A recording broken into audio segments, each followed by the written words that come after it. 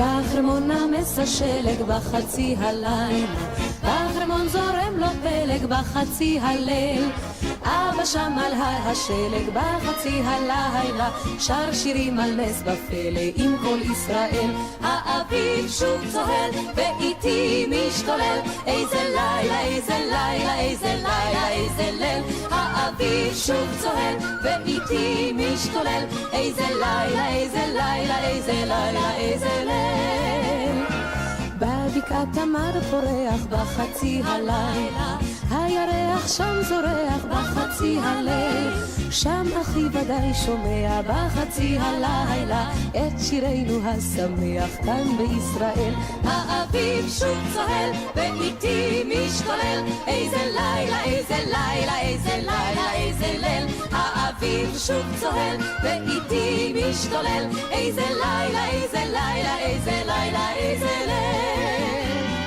במדבר הולך החושך בחצי הלילה, שקט הס בארץ גושן בחצי הליל, לדודי עיני נחושת בחצי הלילה, וגם הוא חוגג כמו שכל בית ישראל. האביב שוב צוהל ואיתי משתולל, איזה לילה, איזה לילה, איזה לילה, איזה ליל. האביב שוב צוהל ואיתי משתולל, איזה לילה, איזה לילה, איזה לילה, איזה ליל. ואני יושב בבית בחצי הלילה, עם נרות וגביע יין בחצי הליל, וכוכב מאיר עיניים בחצי הלילה, לי מוסר ברכת שמיים ולכל ישראל. האביב שוב צוהל ואיתי משתולל, איזה לילה, איזה לילה, איזה לילה, איזה ליל. האביב שוב צוהל ואיתי משתולל, איזה לילה, איזה לילה, איזה לילה, איזה ליל.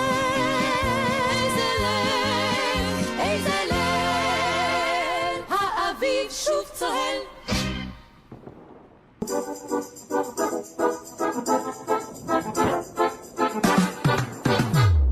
Прийшли окупанти до нас в Україну, форма новенька, воєнні машини та трохи поплавився їх інвентар.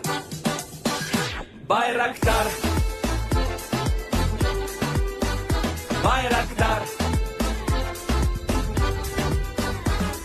Російські танкісти сховались з кущі, щоб лаптем посьорбати довбані щі, та трохи у чах перегрівся навар. Байрактар, Байрактар. Приперли зі сходу до нас барани для восстановлення великої страни. Найкращий пастух баранячих отар. Байрактар, Байрактар. Їх доводи всяке озброєння, різне, потужні ракети, машини залізні, у нас на всі доводи є коментар. Байрактар, Байрактар. Вони захопити хотіли нас зразу, а ми зачаїли на орків образу з російських бандитів, робить примар. Байрактар, Байрактар.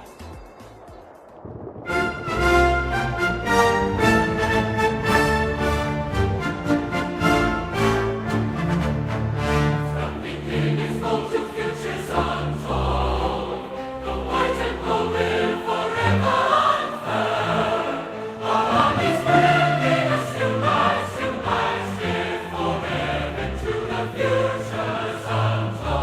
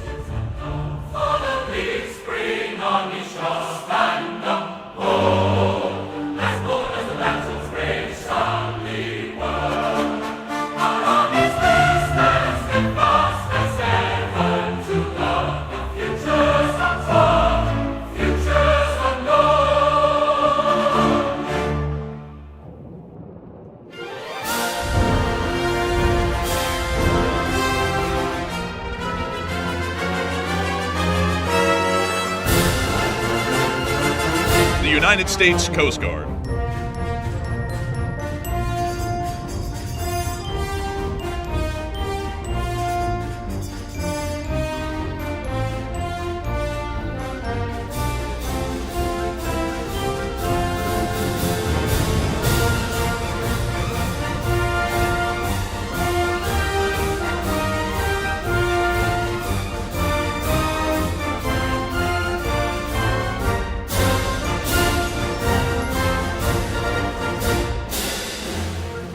The United States Space Force.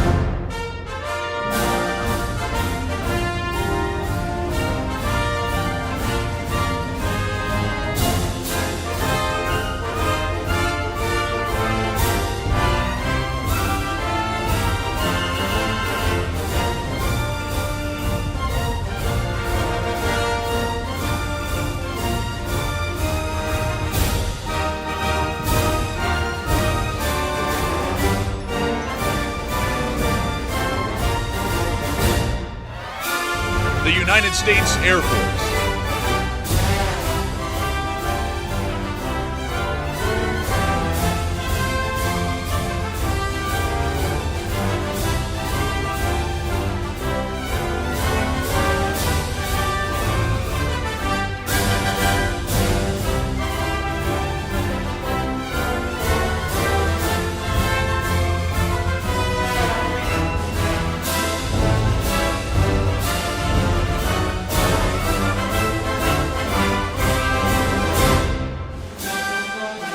The United States Navy.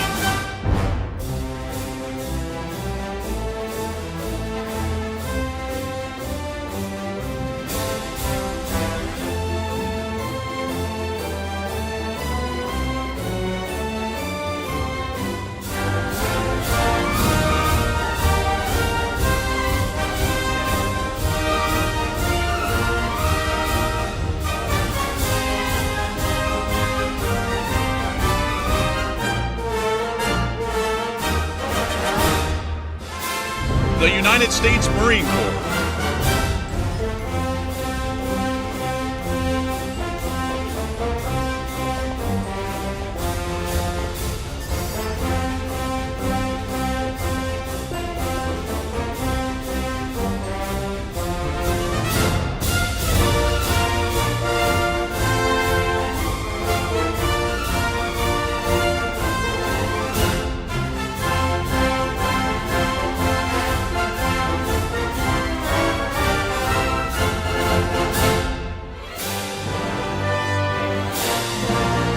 The United States Army.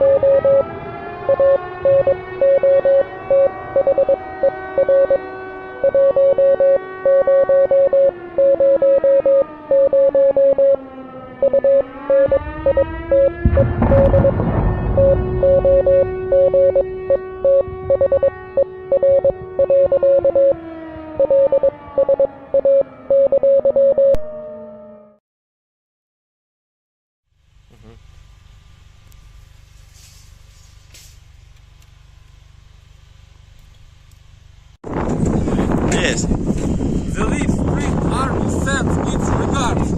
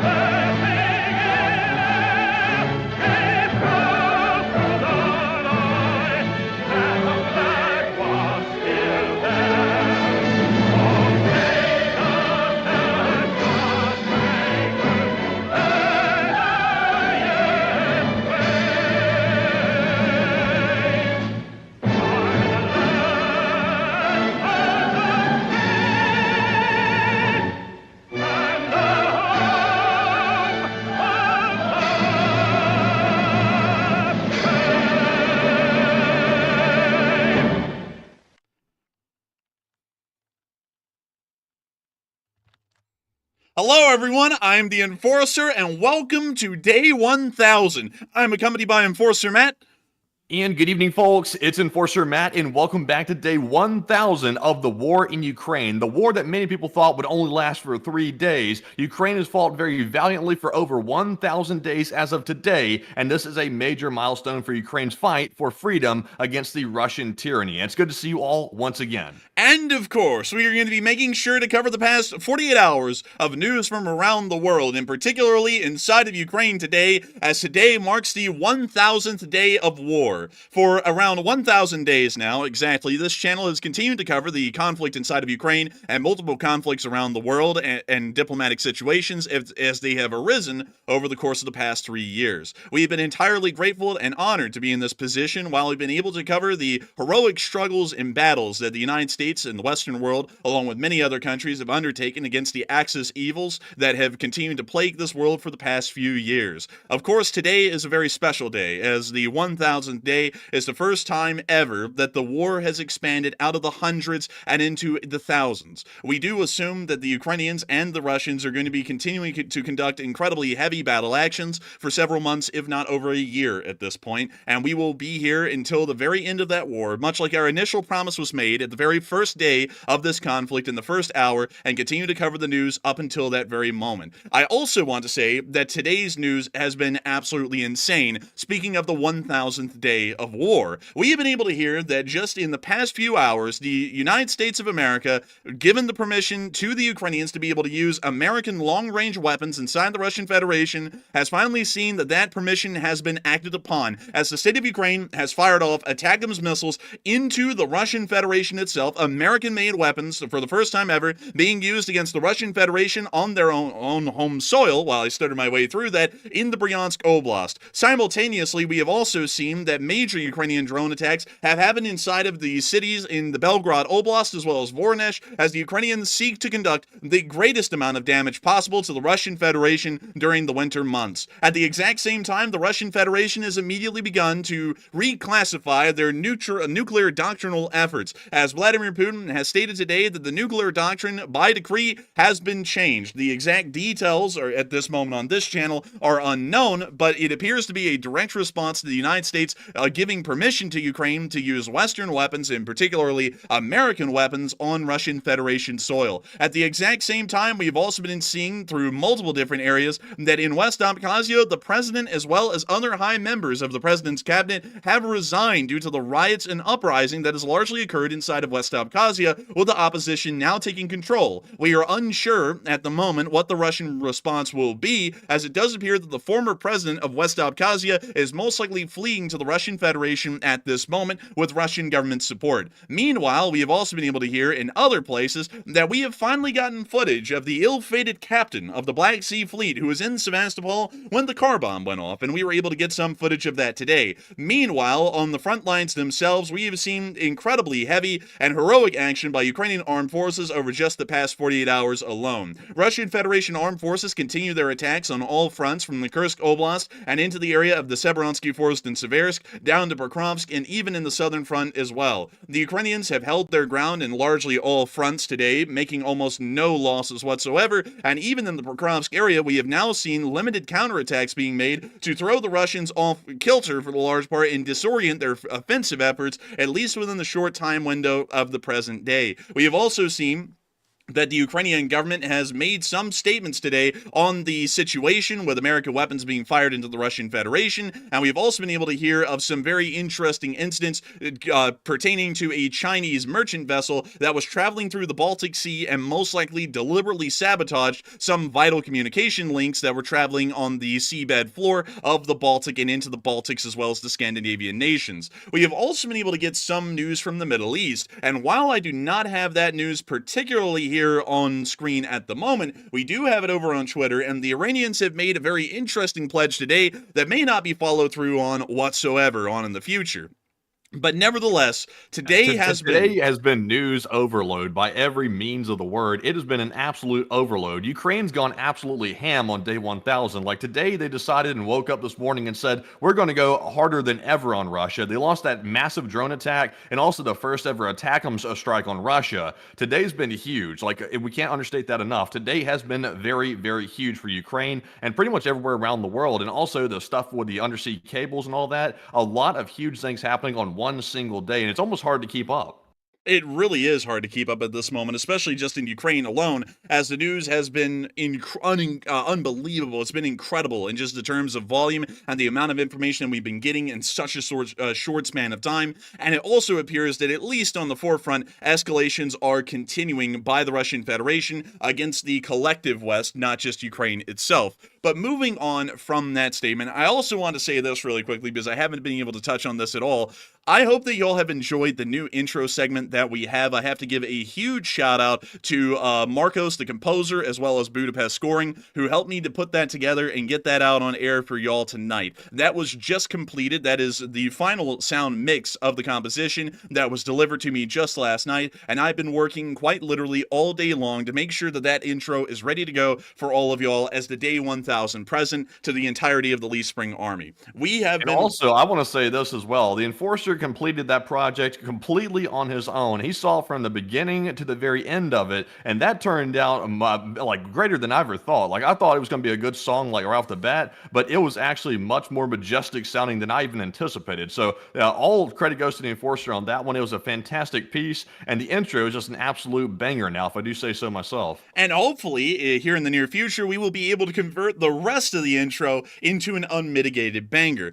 Considering the amazing reception that we've gotten tonight on this LSA custom-made track, we are going to be trying to produce some more in the future. However, funding is, of course, a bit of an issue. We're going to be trying to figure out how to do that in the background, but still, I'm very happy to hear that so many people love the brand new intro, as that was a very time-consuming and quite expensive project to undertake, but I personally do believe greatly in the idea that no expense should be spared when trying to make sure that y'all get the best news and the best presentation possible, and the intro is a massive part of it. I got to thank everyone so much for the overwhelming support and kind words that y'all been throwing into the chat here in just the moments that I'm talking about this, because I was so excited to see the reception. Matthew can tell y'all, my voice was actually shaking with excitement while it was playing, and I was seeing all of y'all comment on it, because every single one of y'all thought that it was absolutely incredible. And we can talk about it later in the question segment. We're going to make sure to get into the news right now, but later on in the question segment, I will talk a little bit more about the process and everything that went on with that, because it was an incredibly cool process along the entire way, and it was cool to see the final product delivered to me just literally, I think it was like 2 o'clock in the morning today. So with that, we are now going to be moving on into the major breaking news. And speaking of the incredible intro that we had for the United States Armed Forces, or the Armed Forces of this Grand Republic, we were able to see that this Grand Republic has helped out our interests inside of Ukraine in a major way. Just days ago, ago, we were able to hear a statement from the office of the President of the United States that the ATACMS missiles were going to be approved for use by the Ukrainians for deep strikes into the Russian Federation. From what we understand, these deep strikes did not have any parameters put on them. We have heard some different reports. Some people said it was only for the Kursk Oblast. Some people said that it was for literally as far as the ATACMS can reach inside of Russia. And as far as the information we got today, it appears that the latter was the case, and it was quite truly for anything that was within reach of the ATACMS inside of the Russian Federation. We were able to see a video made by the Ukrainian Armed Forces just overnight, a few hours ago, of them firing off the ATACMS that would slam into the Grau arsenal inside of Bryansk just about an hour after this video was made. Actually, it was less than that. But here's the clip of the American-made HIMARS firing off our American-made ATACMS by the Armed Forces of Ukraine inside of a eastern region of Ukraine near to the Bryansk Oblast. And here's the clip. And there they go.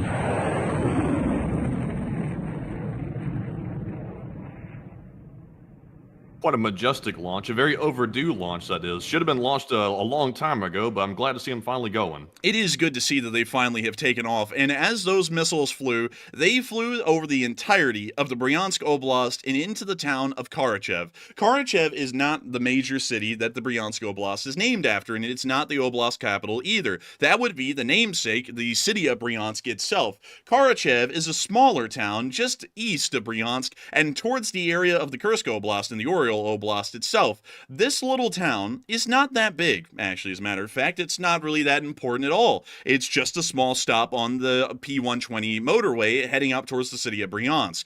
They do, however, have a decent railway service here, and one thing that's interesting about this railway service, many of y'all know I'm a big fan of railroads, is that there's a little spur line right here. You can actually see the switch right here that moves away from the station and then off onto the spur line right here. Now, that's the interesting part of this whole town. You see, it's this one spur line because it actually leads into one of the biggest Russian ammunition bases in the entirety of the Bryansk Oblast, which is just north of the town. And this ammunition base is one of the most important right now, from what we understand, in providing Russian armed forces inside of the Kursk Oblast with the munitions and equipment to be able to keep themselves running. For the large part, the Russian Federation, much like any other armed force around the world, likes to try and make their supply lines as streamlined and as short as physically possible. This reduces the amount of crew and equipment that is needed to be able to transport the supplies from point A to their final destination at point B, which is the active front line, or somewhere very close to it, where the frontline forces can then pick up the munitions and carry on the fight.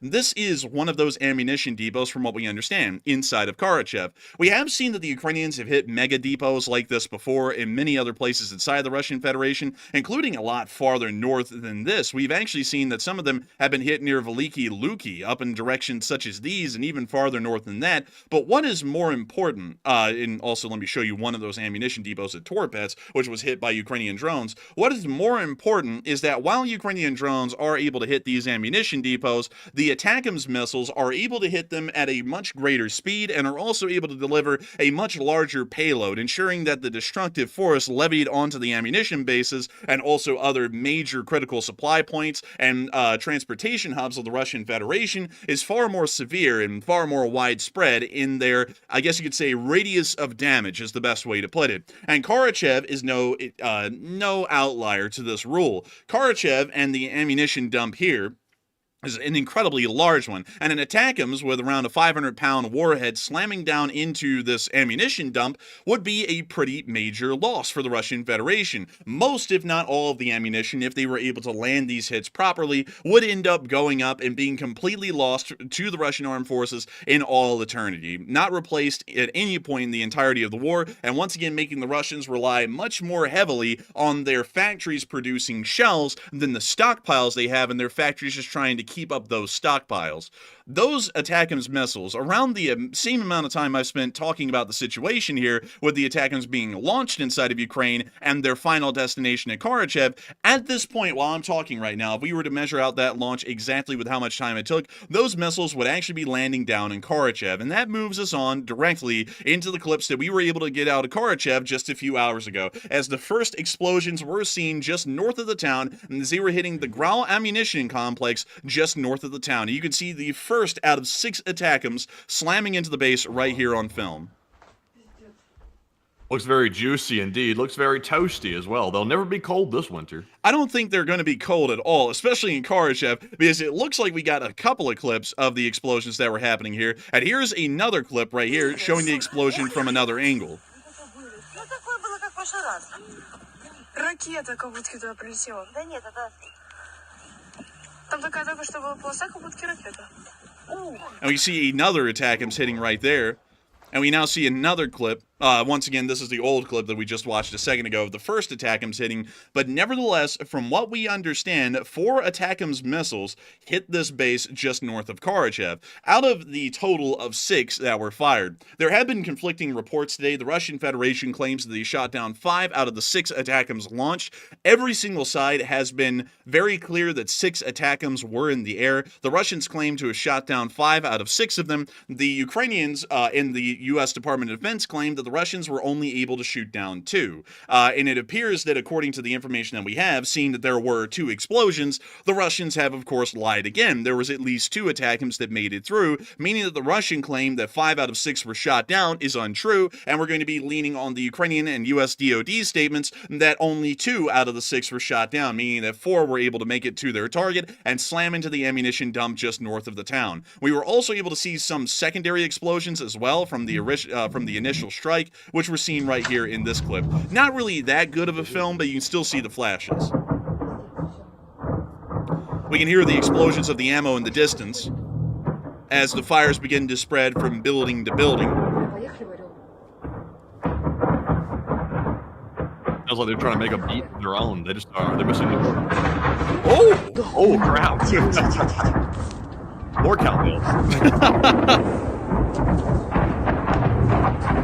Oh my god! Dude, it's like flags going off out there. Oh my god! Oh, damn. A little machine gun fire mixed in. Dude, that was insane. So that's wild. So what we were able to see in that clip, to explain this really quickly, because everyone lives south of the railroad tracks inside the town of Kharkiv, is that this person is looking north into the actual ammunition dump, and after the ATACMS hit, 4 of them did hit from what we understand. Each of them had a 500-pound warhead on board. Now, that's a lot larger than really any explosive that we've ever been able to see the Ukrainians get to one of these ammunition dumps at this point. These 500-pound warheads exploded in different areas of the base. We're assuming that all of the ATACMS were hitting in different sectors of the base in the northeast, the southwest, the southeast, and the northwest.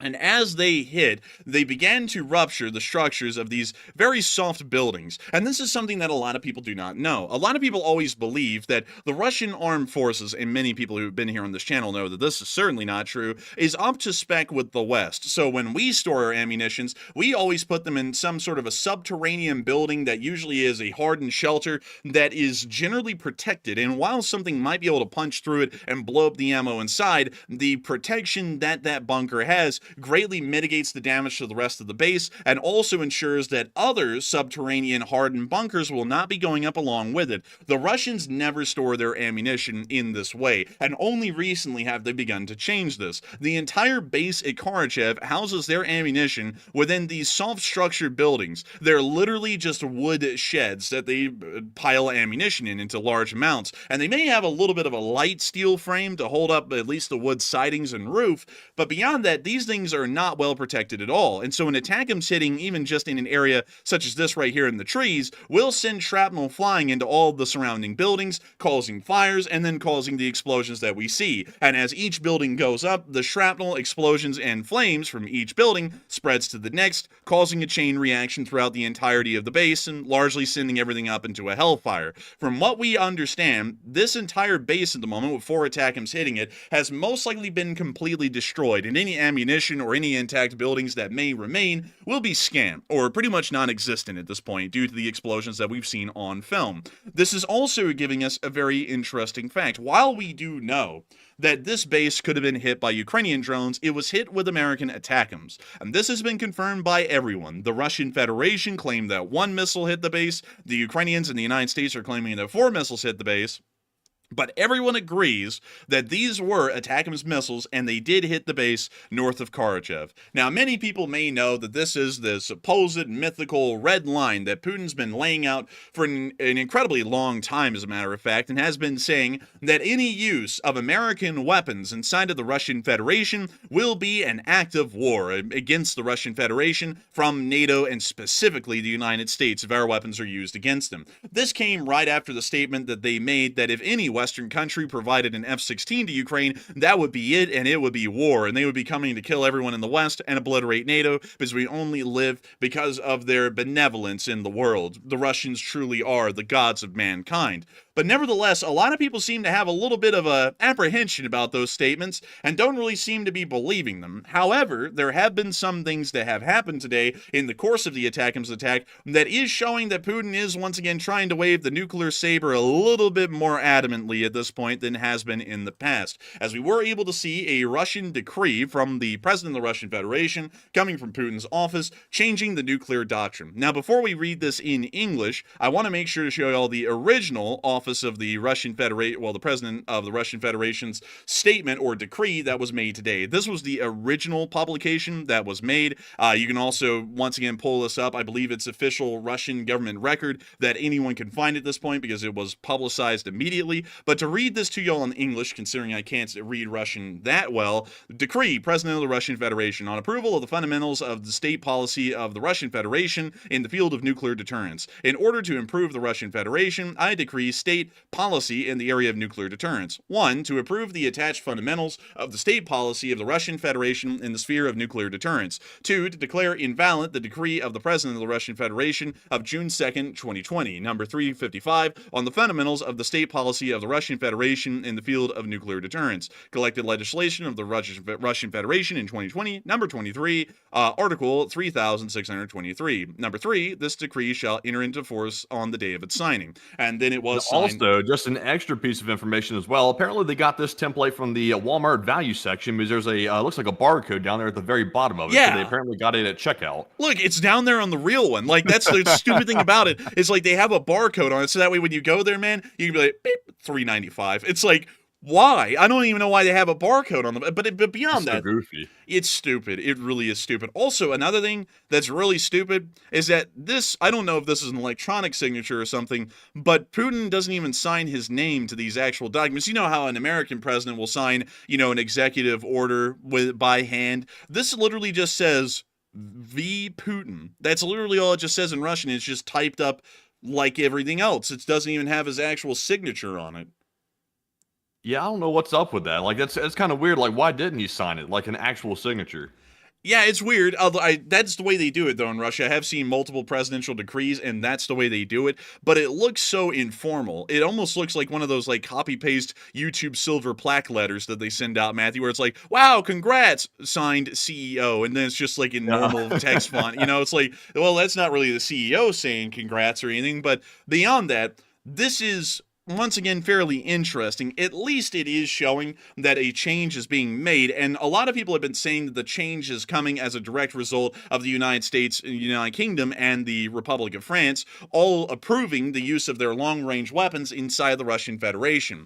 Now, the real question is anyone buying this? Is anyone really buying that the Russian Federation is going to be moving forward and that we have truly crossed the red line at this point? And it seems as though loads of people have been weighing in their thoughts and their input on this and talking about what they really think about this idea that Putin's trying to put forward, that once again the nuclear saber is being rattled and things are going to really get bad this time, unlike every other time we've really crossed the line on this instance. It seems as though a lot of people aren't really buying that. And Matthew, tell me what people are thinking about that right now and what you are thinking about it. Do you think that this is something that truly has crossed the red line and Russia is about to just start dropping nukes on people, although I do not believe that their doctrine allows for that or is offensive in any manner? Or do you think that this is all just once again a bunch of hot air and the Russian Federation is once again just trying to intimidate the West into backing off? What are you thinking about it? And what is everyone else thinking about that? All right, so it looks like the most amount of people, about 39% of the audience, said Putin will do absolutely nothing as a result of this, while 36% said Putin will attack bigger targets inside of Ukraine, and 15% said Putin will use nukes. And real quick, folks, I want to address the nuclear topic real quick because a lot of people were giving me flack in the comments today of my short war video saying he will never use nukes. And generally, I would agree with that. I would say this about the nuclear threat.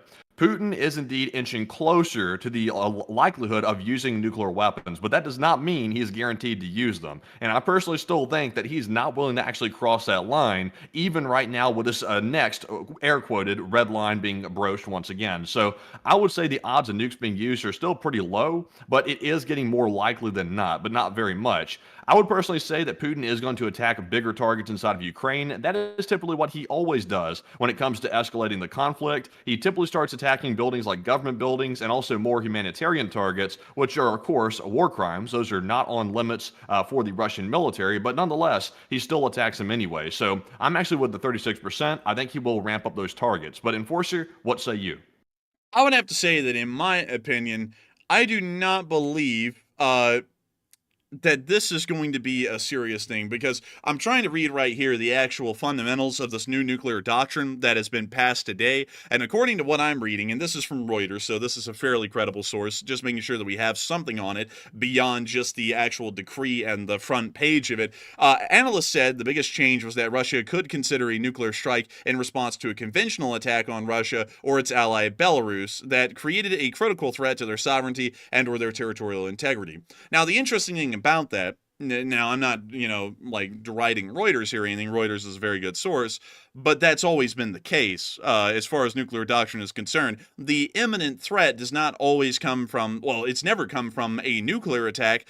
Every single time, there's always been a clause that has said that if they are attacked conventionally to the point that it threatens the sovereignty or the very existence of the state, that is a justification to use nuclear weaponry. That's always been the case, and that has been the case on both sides ever since the beginning of the formation of nuclear doctrines. And so it seems to me, at least in my opinion, that the Russian Federation hasn't really changed the nuclear doctrine that much. Maybe they changed a sentence here or there in the nuclear doctrine, but it seems as more so it was to try and grab people's attention and make them go, oh, look, we did it, we changed it. But it's not a big change. Now, I'll explain a big change and a little change. A little change is this one. A big change was back when Kim Jong-un, I believe it was about 2 years ago, completely changed North Korea's nuclear doctrine from a defensive one to one of a preemptive strike doctrine, which is a very escalatory thing, and it's actually pretty big, because every single country in the world, except for North Korea, even the Russians,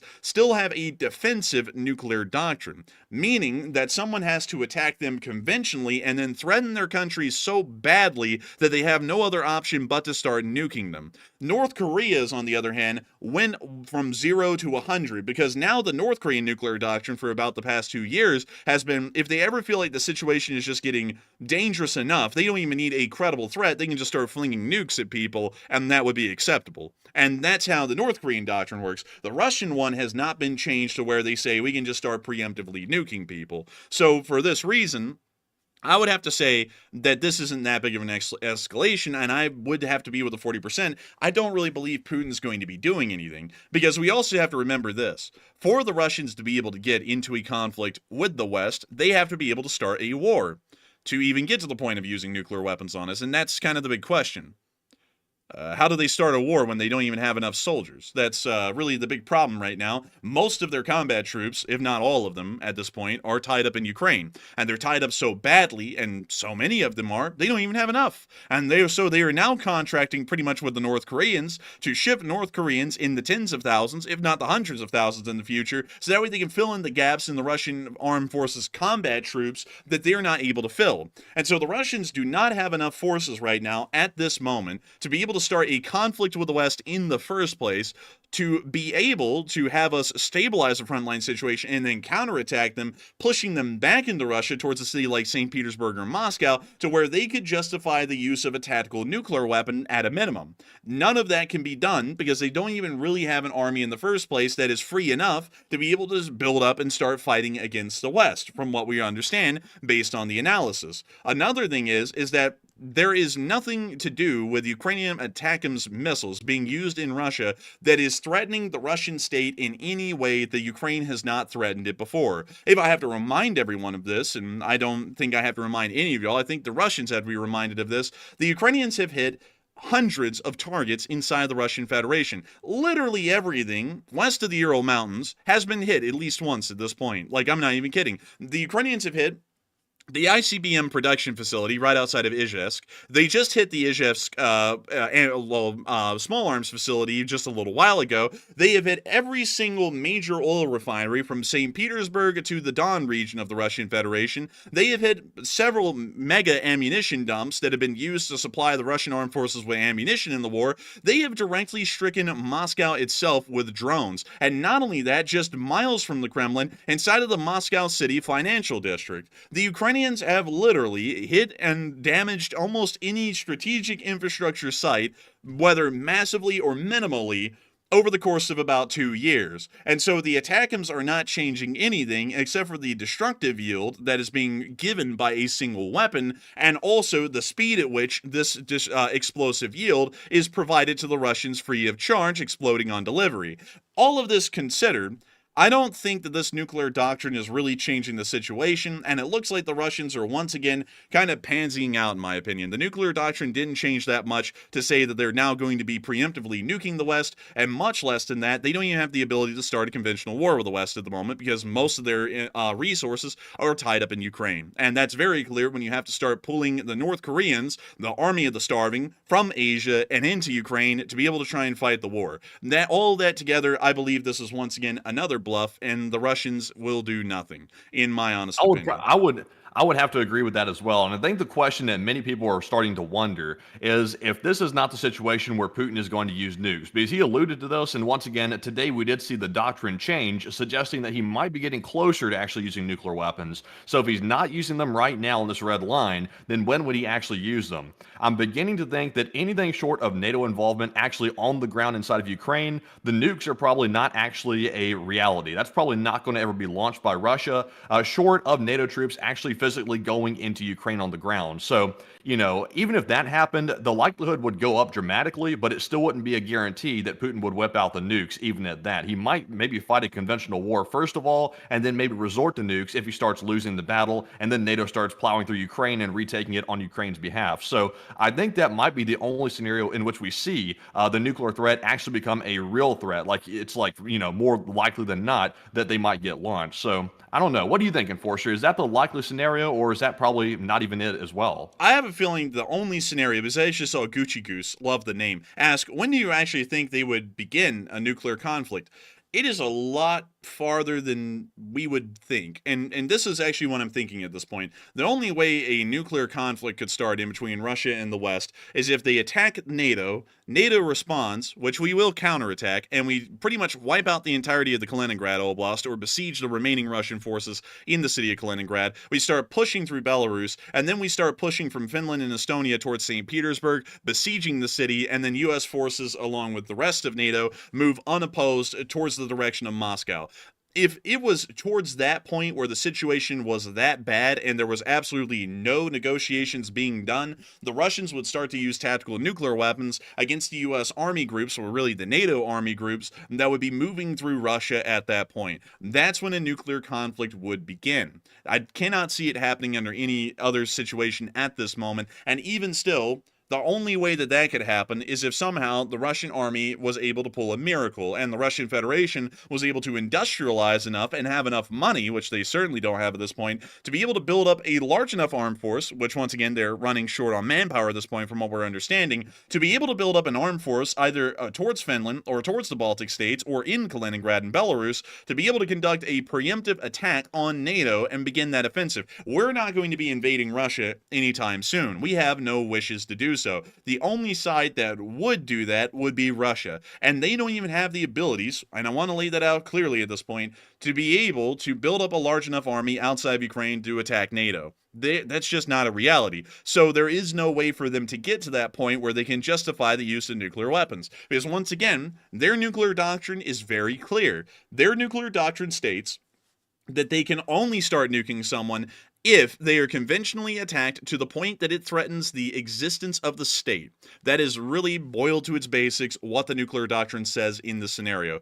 And NATO just existing does not give an existential threat so serious to the Russian state they're going to start nuking people. And Ukraine using an American-made ATACMS to do the exact same thing that their drones have done over the past few years to a great degree of success does not push it across that threshold. Hell, you could actually make an argument, if you wanted to, that the biggest thing that is threatening the existence of the Russian state is the Ukrainian invasion in the Kursk Oblast. That is threatening the Russian Federation more than any other drone attack or any ATACMS attack so far has. This is quite literally taking over Russian ground, and so the Russians, if they wanted to, although it would be a bit of a stretch because they do currently have the Ukrainians contained in this area, could say that this is such a threat to the Russian state because they're invading Russian mainland territory that is internationally recognized by UN Charter to be their land, that they could start nuking the Ukrainians. But even then, that's a stretch. And if they nuke the Ukrainians, that may create Western involvement, because we would generally assume that that would be condemned internationally.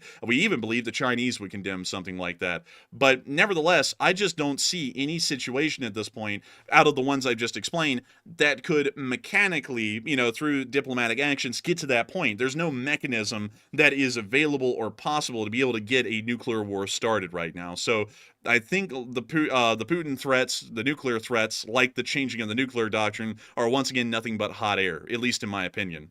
And also another thing as well is we can't forget the fact of what the aftermath of a nuclear strike on Ukraine or anybody would look like. That has the very strong likelihood of starting a very uncontrollable nuclear exchange among the top world powers, which could end in disaster for literally everybody. So for Putin to be willing to actually launch a nuke, he has to be willing to basically accept death, because that would likely be coming back his way if he were to launch a nuke at anybody. So unless he's willing to, die and sacrifice himself for whatever the hell reason he thinks he's going to do that, that would be a very unlikely scenario, because he's really not ready to sacrifice himself, I don't think, because everything he's doing in this war, and also the strong fight for his own political survival, indicates that he wants to keep going on for quite some time. So I don't think he's at that point yet, but never underestimate the animal in the corner of the room being trapped. Sometimes they do get wild and they do strike back and bite, so you never know when he's going to get to that point, but I think right now it's pretty unlikely. I would have to agree. I believe at this point it is fairly unlikely, in my opinion, that a nuclear conflict would begin at any instance or any point. Also, Matthew, that's interesting because I just got that guy, and then it didn't show that I got him, and then you got him. That was weird. But moving on from that though, and into the rest of the news that we were able to get out of Moscow. Well, actually, we're going to save that news here for just a second. We're going to move back down into the major attack that Ukraine conducted on Russia overnight, and we're now going to be moving on down into the little town in Belgorod called Alexeyevka. This is a small little town, a tiny town, a town that no one would have known of before. And I'll be honest with y'all, this is the first time I've ever heard of the town as well. And also, if you ever wanted to be really confused, this happens a lot with Ukrainian and Russian towns. They have very similar names to each other, even sometimes in the same oblast. So there is an Alexeyevka right here on the highway heading from Belgorod to the E38 to Voronezh, and then there's an Alexeyevka over here. Almost the same spelling, except for one letter is changed, but nevertheless, the little town of Alexeyevka is a very significant one for one reason. There is a little plant in this area that is vital to war production efforts and helps the Russian Federation to be able to produce materials vital to their war effort. And we can see that plant right here. It looks like it's smoking a little. Maybe too much. I think this is normal factory steam right there. Nothing to be alarmed about. Nothing to be alarmed about, Bliet. We shut down every single drone, except for the falling debris. And we will be showing you the falling debris, Bliet, because it was quite a lot of falling debris, as you can see by the bright orange flash at the beginning of the clip. But here it is. Oh. Just normal smoke, Bliet. Nothing to be concerned about. Go back to your house. Oh, nothing to be worried about. Did you see that? I didn't see it. I think that was just a little flash off at the factory. Oh! Yes. He confirmed shrapnel flew. And shrapnel did fly, and it looks as though this factory took some fairly solid hits, several hits apparently in this area. And we also got to see another interesting target being hit as well. Not in Belgorod, but up in Voronezh. This one is actually one of the more unique and maybe even bizarre ones that has been attacked by Ukraine, but I'll explain why it was hit. An oil and fat plant was hit today by a Ukrainian drone inside of Voronezh. Well, actually, it was in Kamenka, but I just put it in Voronezh to make it easier. But when you see the hit, very similar clip to Belgorod. I'm not really sure people are getting those confused at the moment because some people said it was in Alexievka in Belgorod, and some also said that there was an attack in Voronezh as well. But nevertheless, let me see this clip here. Oh, hang on here. I believe we are having a little bit of a geolocation issue. Also, by the way, Matthew, it is boiling hot back here. Like, I'm sweating at this point. I don't know if we have the heater on or something. Let me go tap down that thermostat, man, because we got to cool it down in here. We're getting hot watching these videos of the Russians getting, plastered and stuff. Whew. Man, I'm like rubbing my hand across my forehead, and it's like it's coming back like it's like it looked like it came out of the shower back here. But beyond that, we are able to hear that apparently in Voronezh, and I'm not really sure if the clips are being mixed up at this point because they were geolocated to Alexievka and a town in Voronezh as well. But from what we have heard, oh wait a minute, hang on. Okay, so hang on here. Okay, so now I see Kamenka. I didn't see it earlier, and I didn't look for it specifically, but there's Kamenka. So let me make sure to make this story a little bit more clear. So either in Kamenka or Alexievka, which are almost in the same areas, just east and west of the Voronezh-Belgorod border, there was a drone strike that was conducted by Ukraine. We're not sure which town it was in at the moment. I'll have to try and look around a little bit more after stream to try and get some details. But nevertheless, we are understanding that it was some sort of an oil and fat plant. Now, that is a very interesting one. It's like, what the hell is an oil and fat plant?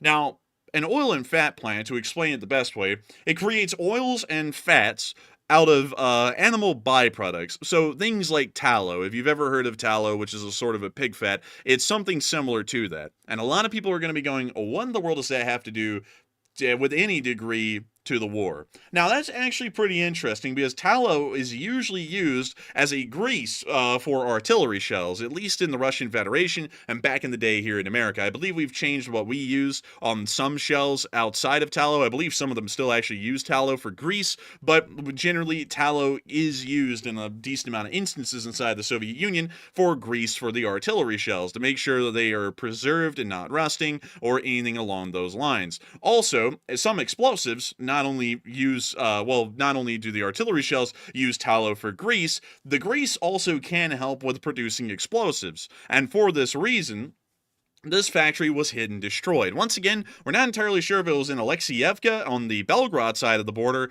or in Kamenka on the Voronezh side of the border inside of Russia. But nevertheless, this factory was hit, and it does seem like the Ukrainians went after a pretty niche target, I'm not going to lie, because I don't really know how many oil and tallow plants there are in the Russian Federation. There may be seldom few, which I'm kind of believing that there would be. There usually isn't that big of a need for oil and tallow, for there just to be dozens of factories like that. Maybe there is. I'll have to look into it a little bit more. But nevertheless, that may actually cause some shortages in the supply lines for the Russian munitions factories, which are still putting out around 50,000 shells a month, at least at this point. But moving on. Also, Diddy's order just got canceled. That's a bummer. Oh, no. Oh, no. No.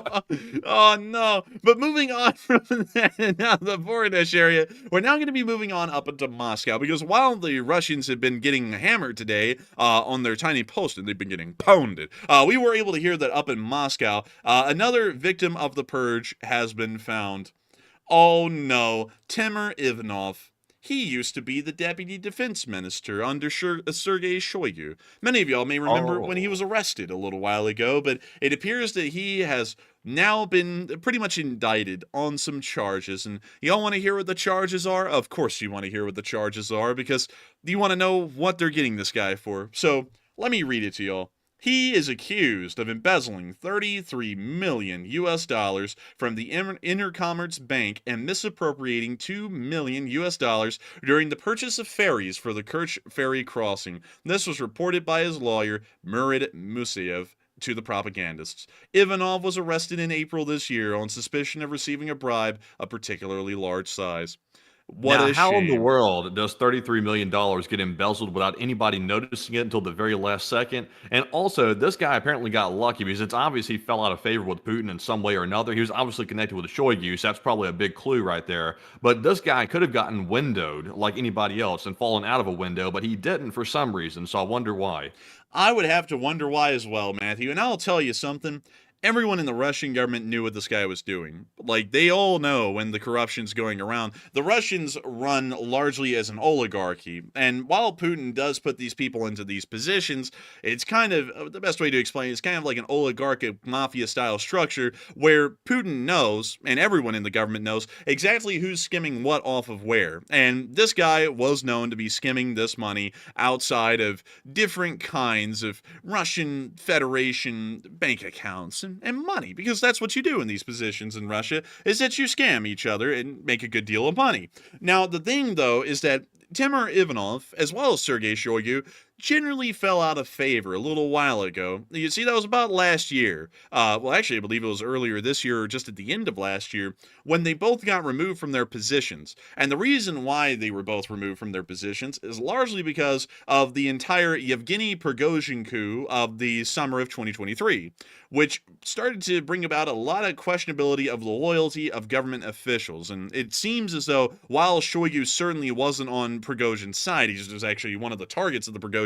coup, Putin started to question the loyalty of the top leaders of the Ministry of Defense and had them removed and replaced them with yes-men, including the banker, which I still cannot remember this guy's name.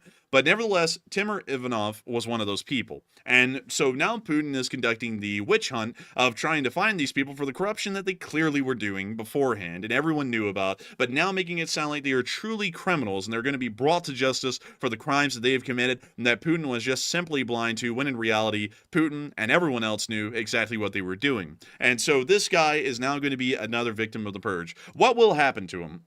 Depending on his public notoriety, he will most likely just go to prison and survive. If he fades off in the public mind in Russia, they are going to end up killing him. And so that's the best way I can put that. You know, everyone knows the window treatment. He might end up just dying in prison, you know, poisoned, stabbed, thrown out of a window. Still a high possibility. The options are endless for someone like Ivanov, but it looks as though he has fallen from great heights, Matthew. It looks like Icarus flew a little too close to the sun with this one and came on back down to the common Russian and back into prison, back into the gulags, as a matter of fact. I can foresee it right now. The fellow will probably end up getting some type of flu. He'll end up in the hospital. The hospital bed will be creaky and also making some racket, so he'll want to get up to get some fresh air. He'll wander over to the window. The CCTV cameras will go out all of a sudden because the electricity's having some issues. All of a sudden, the window lock doesn't work anymore. It opens. He falls down to the bottom, and all of a sudden, the concrete got harder, and, you know, it ended up just like that. You know, it's a little interesting how that works. You know, it's like, and I believe that that would be the case. But it's unfortunate, Matthew. Sadly, they don't have consumer rights in Russia like they have here in America, where you could have maybe a warning label put on those beds in the future that they might be a little creaky and you might get yourself hurt if you fall off the bed. You never know. But They should put a label on those windows, man. Like, don't fall out of them. And also make sure you keep the locks locked. Yeah, also, if you see anyone standing nearby in a black suit with black glasses, make sure to get away from the windows because generally that's when they're prone to failure. But moving on from that and into our next bit of news that we were able to hear out of Russia today, not saying that's the Russia Today news channel, but the Russians are starting to produce these. These are shipping containers. Many of y'all will know that, but one thing that's interesting is that the Russians are marketing these as nuclear explosion shelters, and that's a little interesting here. We can also see what appears to be police or prisoners, hard to tell because of the color of their uniforms, going into the nuclear shelters and testing them out. It looks as though they are a fan favorite, and they're starting to install these all over the place, including these right here. Will these things protect you from a nuclear attack? Hell no.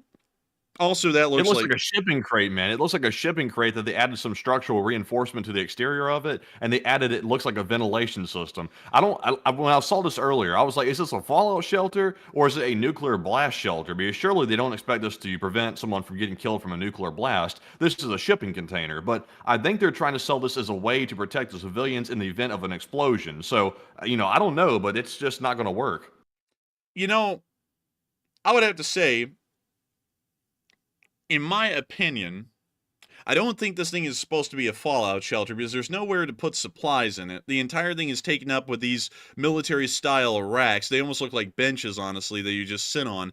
And it's like, there's no room for supplies in here for enough of these people to eat and drink for a couple of weeks until the fallout would subside. So I'd have to say, Matthew, someone out there is getting paid massively for this scam because that's all it can be. This has to just be a scam. It could be. Also, see some people saying, no, it'll last. Trust me. I don't know if y'all trying to set the Russians up or something like that, but I don't think these things are withstanding a nuclear blast by any means. I think you have to be underground for that. Like by any metric, you have to be underground to survive a nuclear blast or have any hope at all of surviving it. So I don't think above ground shelters are the proper answer. And also, are they adding in some type of boxes like to these like outdoor like modular things in the exterior? It looks like they're adding boxes to the outside of it. Yeah, I don't know what those are. I was looking at those as well. They don't have enough of them to cover these things up, honestly. And it's like, I don't know what the point of them is. And also, this thing would simply just not survive.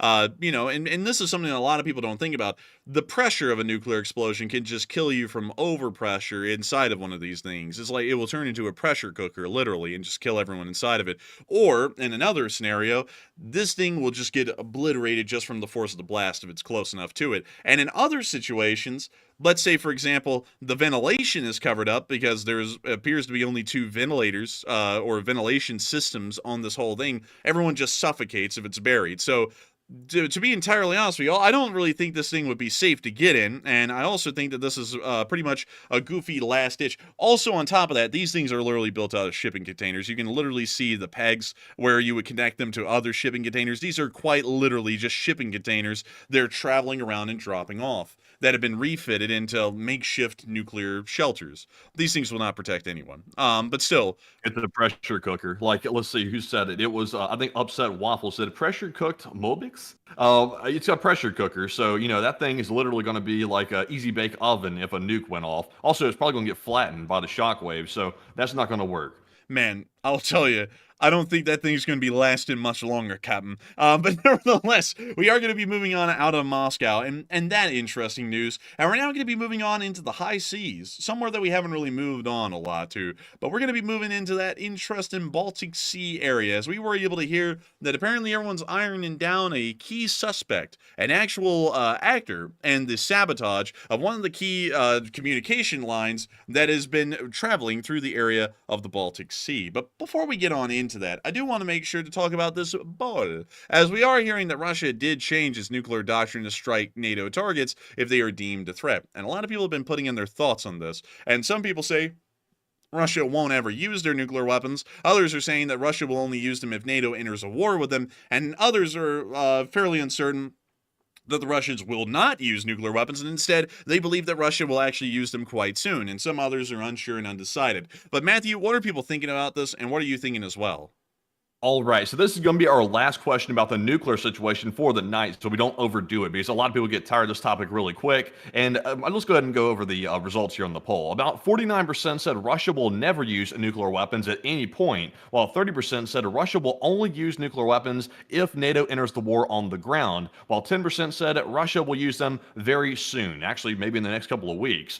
So, me personally, I am with the 30%. I think the only possibility for Russia to actually use a nuclear weapon would be if NATO entered the war on the ground in Ukraine, like I mentioned earlier, and that's not a guarantee even at that. So, I am with the 30%. I don't think Russia will never use nuclear weapons. There is a red line, and a real red line, that Russia would end up using them because they don't have them just for show. Right now, they're using them for show, but ultimately, if it came down to Russia being toppled and their government being overthrown, I think it would be the time to use nuclear weapons for Russia. I think that would go through Putin's mind because he's not going to go down without a fight. But for right now, I think we're good and safe, and I'm with the 30%. But Enforcer, what say you? I would have to be with the 30% as well. I believe the Russians will only use nuclear weapons if NATO enters the war. There is a line to be crossed where Russia will use nuclear weapons, but it's not even getting close to being crossed at this point. Also, another thing is, is that the Russian Federation, I was just reading on the other post here about the nuclear shelters, that apparently there was a provision in the nuclear doctrine that I may have not read. I'm not really sure if this is being misquoted by Nexta or if this is one of the actual statements, but a nuclear strike can now be launched in response to aggression against Russia and its allies by a non-nuclear state supported by a nuclear power, which is a very interesting wordage there, because if that was to be taken as true compared to the Reuters publication, which didn't state anything about this, this would mean that technically Ukraine is within its I guess you'd say framework of being nuked by this nuclear doctrine, or the United States could be. The problem is that this is a little too vague. Like, very vague. You know, like I don't actually think that this was in the nuclear doctrine, because aggression against Russia, that could literally be anything. You could say the diplomatic aggression is being conducted, so therefore we nuke them. And it's like, that sounds so vague and ambiguous. I don't really think that that was at all the direct wordage inside of the article. Let me go see if I can actually find us the new Russian nuclear doctrine. I'll be honest with you, Enforcer. The way I understood the new nuclear doctrine, it didn't say it verbatim, but the way I understood the interpretation of it was Russia basically changed their doctrine to be offensive. So if they wanted to strike someone because they deem an aggression or a threat, then they have now the legal right to do so under this new doctrine. That's the way I interpreted it, at least. Let's see. Allows for even to a conventional attack on Russia by any nation that is supported by a nuclear power.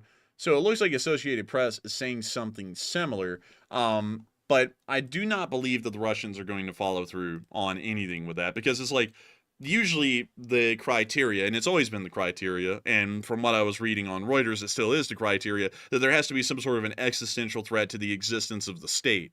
And Ukraine blowing up an ammunition dump isn't going to be producing an existential threat to the state. You know, something like an existential threat would be like your borders are rapidly shrinking because NATO is pushing in wildly without stopping and about to reach Moscow. That would be something to nuking over, well, would be worth nuking over. Another thing that would be worth nuking over is if the Ukrainians somehow turned around the war so badly on the Russians that they were doing the same thing and pushing towards Moscow. That would be something where nuclear weapons would be on the table and probably used, because that would make sense. But at this point, it's like just saying, oh, you know, like, Ukraine's aggressive and they're not rolling over and dying when we asked them to, we're going to nuke them. It's like, that doesn't really make any sense at all, in my opinion. And for that reason, I'm thinking that this is incredibly outlandish. Also, another thing is that doesn't show that the Russians are winning the war. That shows that they're on the cusp of losing it. Because if that was the true wordage, that is such a desperate level of wordage right there. They're literally saying, if we do not win this war now, we're going to start nuking people.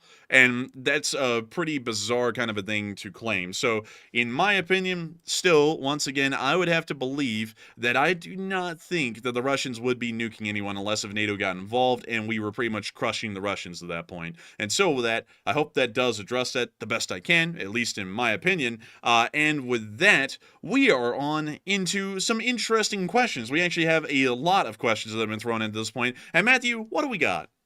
All right, so moving on to our first super chat question of the night. We have a very generous $100 donation from none other than John Person, who's a longtime channel legend, and thank you very much, John, for that support, and we appreciate it. He says, congrats on the day 1000 stream, a huge milestone, and also thanks for the commitment to objective journalism and for your amazing knowledge of history and military hardware, and for setting a high standard for the news and LSA. And thank you for the incredibly kind words, John Person, and the massive support in helping this channel to keep on running. I gotta thank you so much for being here with us for an incredibly long time and supporting this channel and helping it to be possible, because we always try and hold ourselves to an incredibly high standard as far as the news reporting goes, as far as remaining politically unbiased and pretty much remaining entirely out of politics pretty much. In everything else, we try our best. And I gotta thank you so much once again for the massive support, John Person, and also congratulating this channel on being here for 1,000 days. It's crazy to think that, because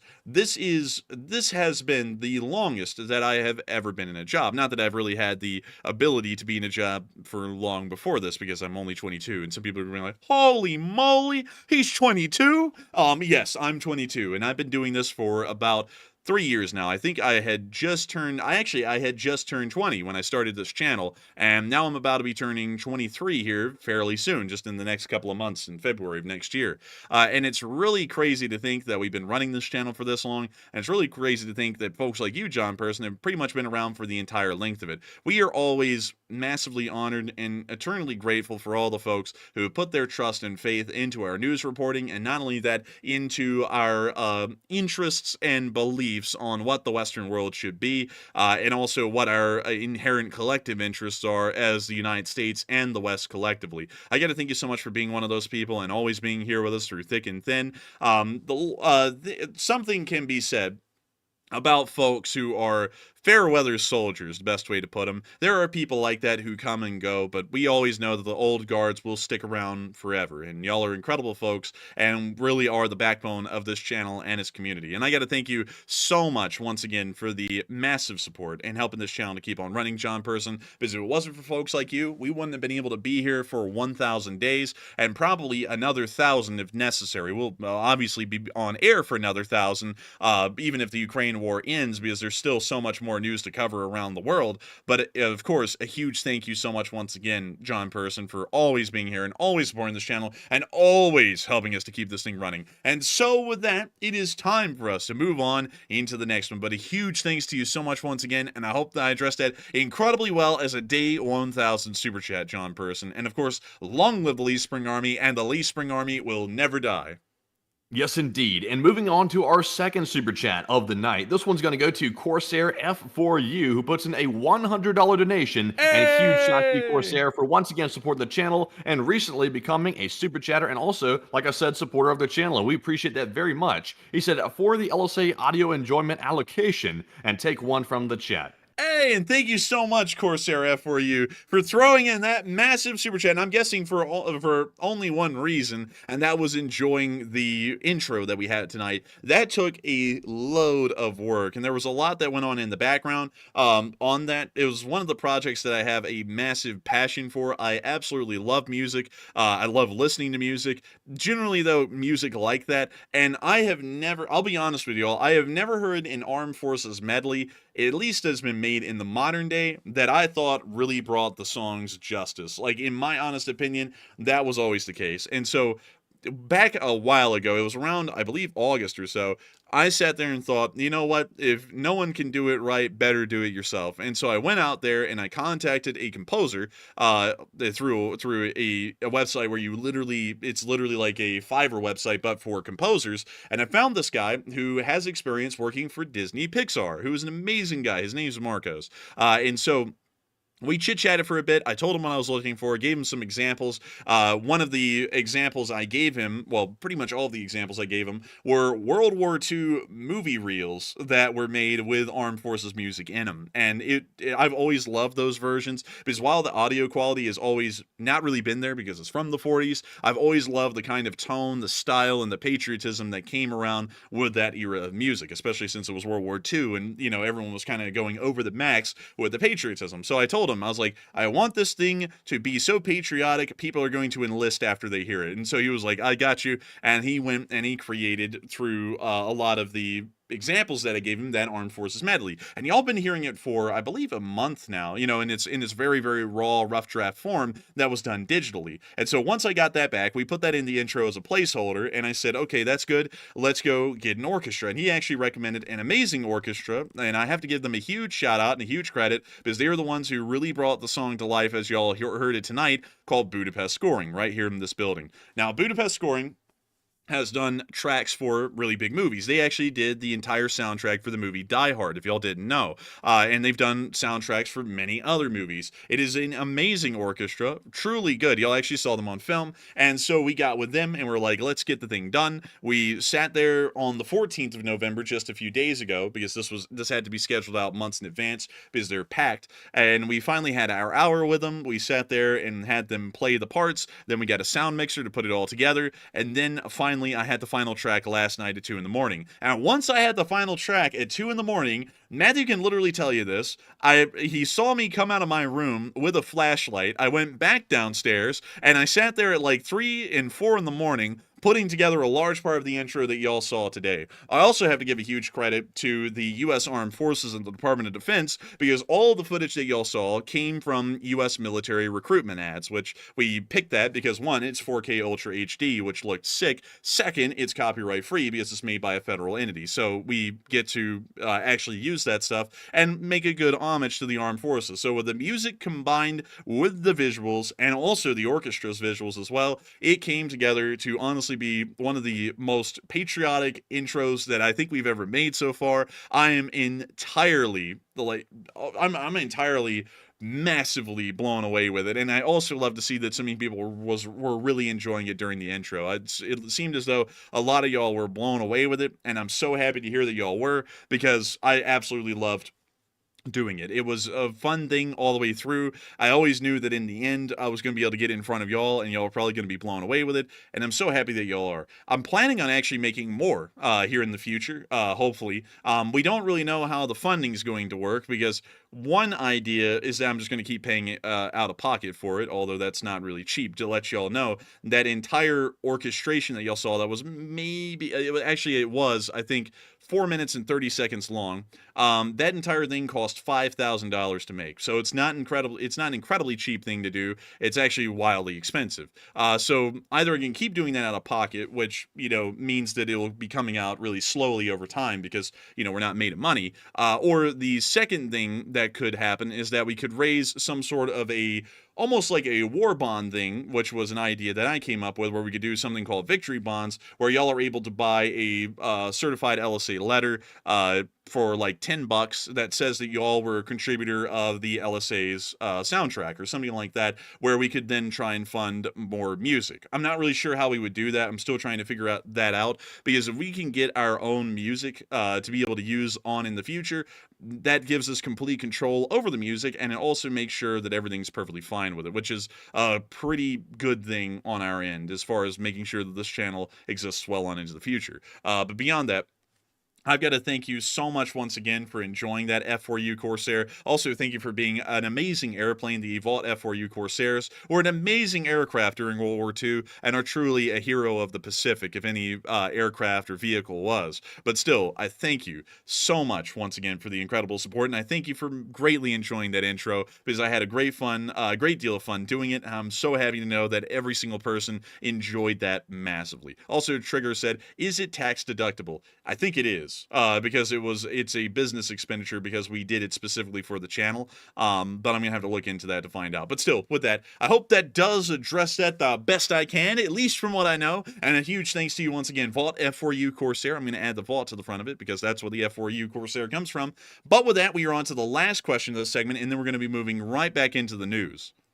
All right, and the last super chat of the segment is going to go to none other than Adam Glegg, who's also a longtime channel legend who throws in a $50 donation. And thank you very much, Adam, for that support once again, and we truly do appreciate it. He says, thank you, Enforcers, for your long-lasting dedication, and LSA forever. And thank you so much for the support, and thank you for enjoying that long-lasting dedication to the channel and wanting us to keep this thing running. Because Adam Glegg, folks like you down there in Australia, help us to make this channel possible and help us to keep this thing running. All the way from the land down under. One hell of a place, actually. We have a load of people who watch this channel from the land down under. A lot of them are here right now. And I got to give a huge shout out to the folks from Australia and New Zealand, the Anzacs, Toad and Frog, together again. And I got to thank you so much for all of y'all down there enjoying this channel massively and wanting to see it keep on running, because folks like you, Adam Glegg, help this channel to be possible in the past, in the present, and well on into the future. I get to thank you so much for your lasting dedication to the channel, because while I can guarantee and promise y'all that we are pretty much here every single day, 6 days a week, hell or high water, we can always say that the true dedication on this channel comes from every single one of y'all. We would always be here because this is what we do as a job and what we do for a living. And so whether we really feel great or terrible or anything in between, we have to do this, not only because I promised to do it, but also because this is how we keep our lights on. Nevertheless, y'all never have to be here. Y'all could always just wander off like ships in the night, but nevertheless, all of y'all stay loyal and true to the Lee Spring Army and the Enforcer channel, and we are always grateful and heavily appreciative of that. And I got to thank you, Adam Glegg, for being one of those people and helping us to keep this thing running. Also, really quickly, I do have to tell y'all something just to let y'all know. I saw some people asking about this, and so people are like, are there nuclear explosions going on right now? No. Let me explain something to y'all. Your phone has an emergency system built into it. All of y'all have seen an Amber Alert. The U.S. federal government also has a system built into it to where if a nuclear attack was to happen, everyone's phones pretty much gets a version of an Amber Alert, but it tells you a nuclear strike is incoming. If you do not see that on your phone, there is no nuclear strike happening at the moment. So if you see some goofball out there on YouTube who's saying that the nuclear bombers are flying and the codes are being put in, which he's been saying for like 5 years now, that is absolute misinformation. If you see anyone in the chat coming in and saying that nuclear bombs are exploding right now, that is complete misinformation. We would know that a nuclear bomb has exploded. The entire government of the United States and also everyone else around the world would be in panic mode at that point. So I just want to make that very clear before we move back into the news. There is no nuclear strike ongoing at the moment. Also, one more thing. I also want to make this very clear, that if a nuclear strike happens, most people are not going to have to worry about that because a third of everyone's going to be dead in about 5 minutes. So no reason to really panic, because if there was a real one, most people, well, at least a third, are not going to be around that long, and the other, another third are not going to be around by the end of the year. So not really. Oh, and also, if there is a nuclear strike, we will be going live like the moment that happens. Like, we will be going live. Dude, no, we won't be going live. I'm sorry. We'll have to skip that one, and we'll have to come back later if we're still around or something like that after we get out of the Fallout bunker. I think we'll have to actually cop out of that stream. Yeah, I think we would have to skip on that one. I don't think we'd have enough time to prepare and get it on air at that point, to be entirely honest with y'all.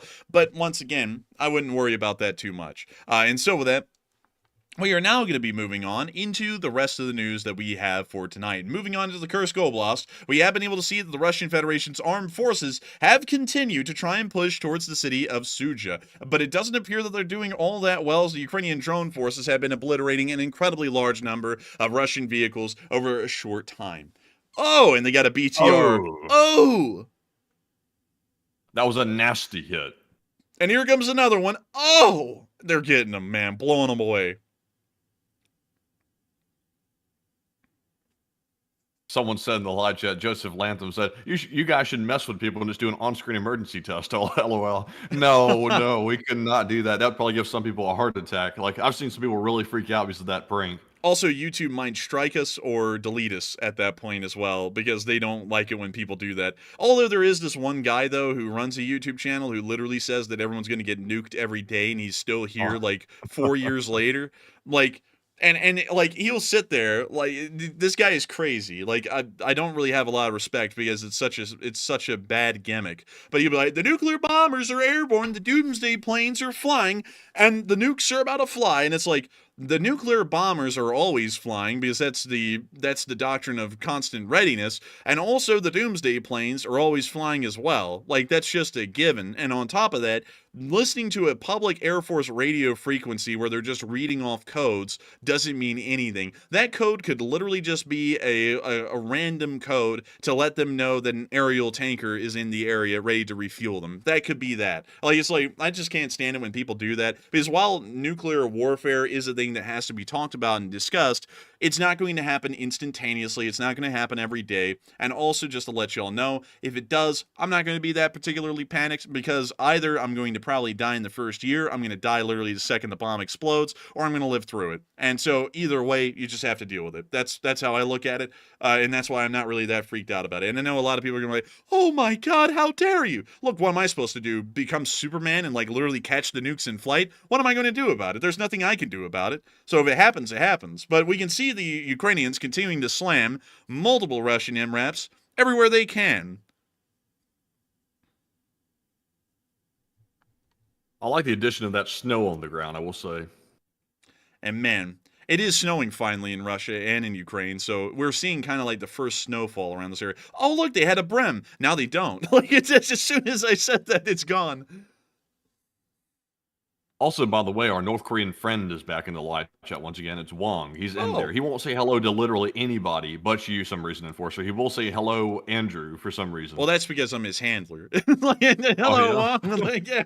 Working for North Korea? Well, no, I don't work for North Korea. I'm his handler in the CIA, Matthew. The difference there. Oh, I see. I see. I'm just kidding, y'all. I'm not in the CIA, but that's what a person in the CIA would tell you. But still, when you see here, that little ATV was obliterated. We can now see a Russian tank with a pretty sizable cope cage also getting hit as well.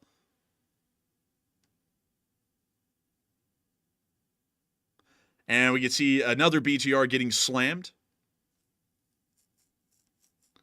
And we can see a, I think that's an ATV that just got hit right there by an FPV. Ooh, oh my lord. That one got hit. BTR just got slammed. And it looks like he's getting double tapped. They make me proud as Ivan is on his tiny BTR and he's getting pounded. But we can see this Russian minivan here about to get hit as well. An old warrior said, just send in a drone strike. You know what I mean? Just send it in and let them get hit. An old warrior said, we must play the hands we're dealt. And that's true. That's how I kind of look at it with the whole nuclear thing. If the Russians ever freaked out and panicked and started launching nuclear weapons, at this point, there was absolutely nothing we could have done to avoid that. They were going to do it regardless. And that's how I look at it. And so it is what it is. If I die, I die. And generally, for the most part, the nuclear weaponry, even if you don't die instantaneously, gets you really quickly if you were in the blast area. So it wouldn't be that bad in my opinion. At least if you were in the blast radius, it's like it's not going to be something I worry about because it's like at that point, what can I do? Like being terrified and fearful about it once the nukes are flying, it's like that's honestly pointless. Because it's over at that point. You're just waiting for it to end. So that's how I kind of look at it. Maybe some other people look at it another way. Doesn't mean that I'm just wanting people to nuke us. Like, obviously not. I would like to live. But at that point, if they're launched, there's not really a lot you can do about that rather than allow the United States to counterattack and respond and then hope for the best. But anyways, with that, we can now see here the Ukrainians now slamming some more Russians. This video was taken before there was snowfall, so we actually think it's from yesterday, but it was published today, so we're making it a part of today's news.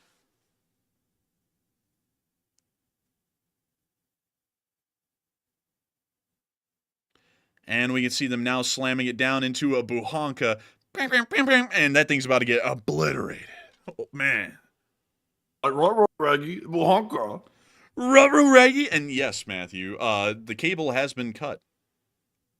Okay, I was just making sure because I put that poll up. I heard you segueing into it earlier, and I was like, what happened to that news? Like, we moved on to the war footage and skipped the cable cutting. Oh, yeah, I was about to get to that here in a second. I was like, let's cover the curse thing first because it's kind of still in Russia. And then I was like, we'll move on over into the cable cutting in the Baltic. But we can see here more Russian Ladas getting slammed. That one toasted quite quickly. Like, zoink scoop, I think they got drones. Ruh-roh raggy. I can't say the other part, but but still we can see them hitting a gas, actually. That's kind of rare. Oh, they got a tow truck. Now they don't anymore. It went right into the cab. Need that to begin with, really. Nah, man, when do they recover anything? Like never. That's probably the first time it's been used in the war. And that's the end of that clip, but very nice to see. And moving on into our last clip in the Kursk Oblast, we were able to see more Ukrainian forces hitting Russians near Bolshoi Soldatskoy.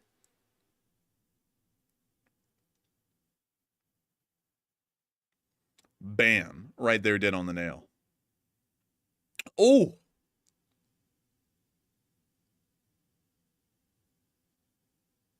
And when you see them hitting, I don't even know what the hell that was. It was too blurry to see. And I can't see that one either. These drones have such bad connectivity, I can't even make out the vehicles they're hitting. They're just hitting stuff. And thank you so much, JC, the Music Man, for really liking that. You're one of the music people. You've actually sent me some stuff on Discord, and I thank yous for that. And also, we are going to be just letting you know, JC, the Music Man, because I think I told you this as well. The next projects are going to be getting the LSA anthem and the Star Spangled Banner orchestrated. Like those are guaranteed the next ones on the list. But depending on how we can manage the funding side of things, there'll either be those. If I'm paying for it out of pocket, it'll just be those two because I kind of have to deal with them like a couple at a time because it's really expensive. And so I can't just, like shell out like 50 grand to get like 50 minutes of music. I kind of have to do it over time. But if we find a way to do like a victory bond thing and then folks raise the funds for them, depending on how much funds are raised, we could do probably more than 5 minutes because I'll probably still be putting in my amount that I did the first time, which is about like 5 grand or so. A second go around to at least get 5 minutes of music made. But if we somehow raised, several thousand more through some sort of a fundraising thing, we could then make it 10 minutes or 15 or 20 or something along those lines, depending on how much we raised. But we can see down there more Russian vehicles being targeted. Here comes another Ukrainian FPV. Also, by the way, I got to thank everyone for being here tonight. There are about 10,000 people here at this point, and we actually had a peak viewership of 12.1. So there has been a load of viewers here tonight, and I got to thank every single one of y'all for watching so far. We're highly honored to have y'all here on the 1,000th day of war, which is a very significant day, considering that the war has gone on for 1,000 straight days, and the Russians haven't won yet. So moving on from that, and out of the Kursk Oblast, it is now time for us to actually move on over into the Baltic, please. Because we were able to hear that the Germans have created sabotage, please. We have heard that the German Defense Minister, Pistorius, has claimed that the damage to 2 undersea fiber optic communication cables in the Baltic Sea were caused as an act of sabotage. And Pistorius said, no one believes the cables were accidentally damaged. I also don't believe a ship's anchor accidentally caused the damages. And apparently, we actually have a vessel that is claimed to have caused the damage. And it's this one right here. It is this Chinese vessel, apparently called the New Polar Bear, which destroyed the undersea gas pipeline connecting Finland and Estonia last year. And apparently this year, it was the Chinese vessel, the Yipeng, which destroyed 2 telecom cables connecting Finland and Germany and Sweden and Lithuania. And so, fairly interesting. See, I actually believe this may be the Yipeng, and let me go see if it is. Man, let's see here.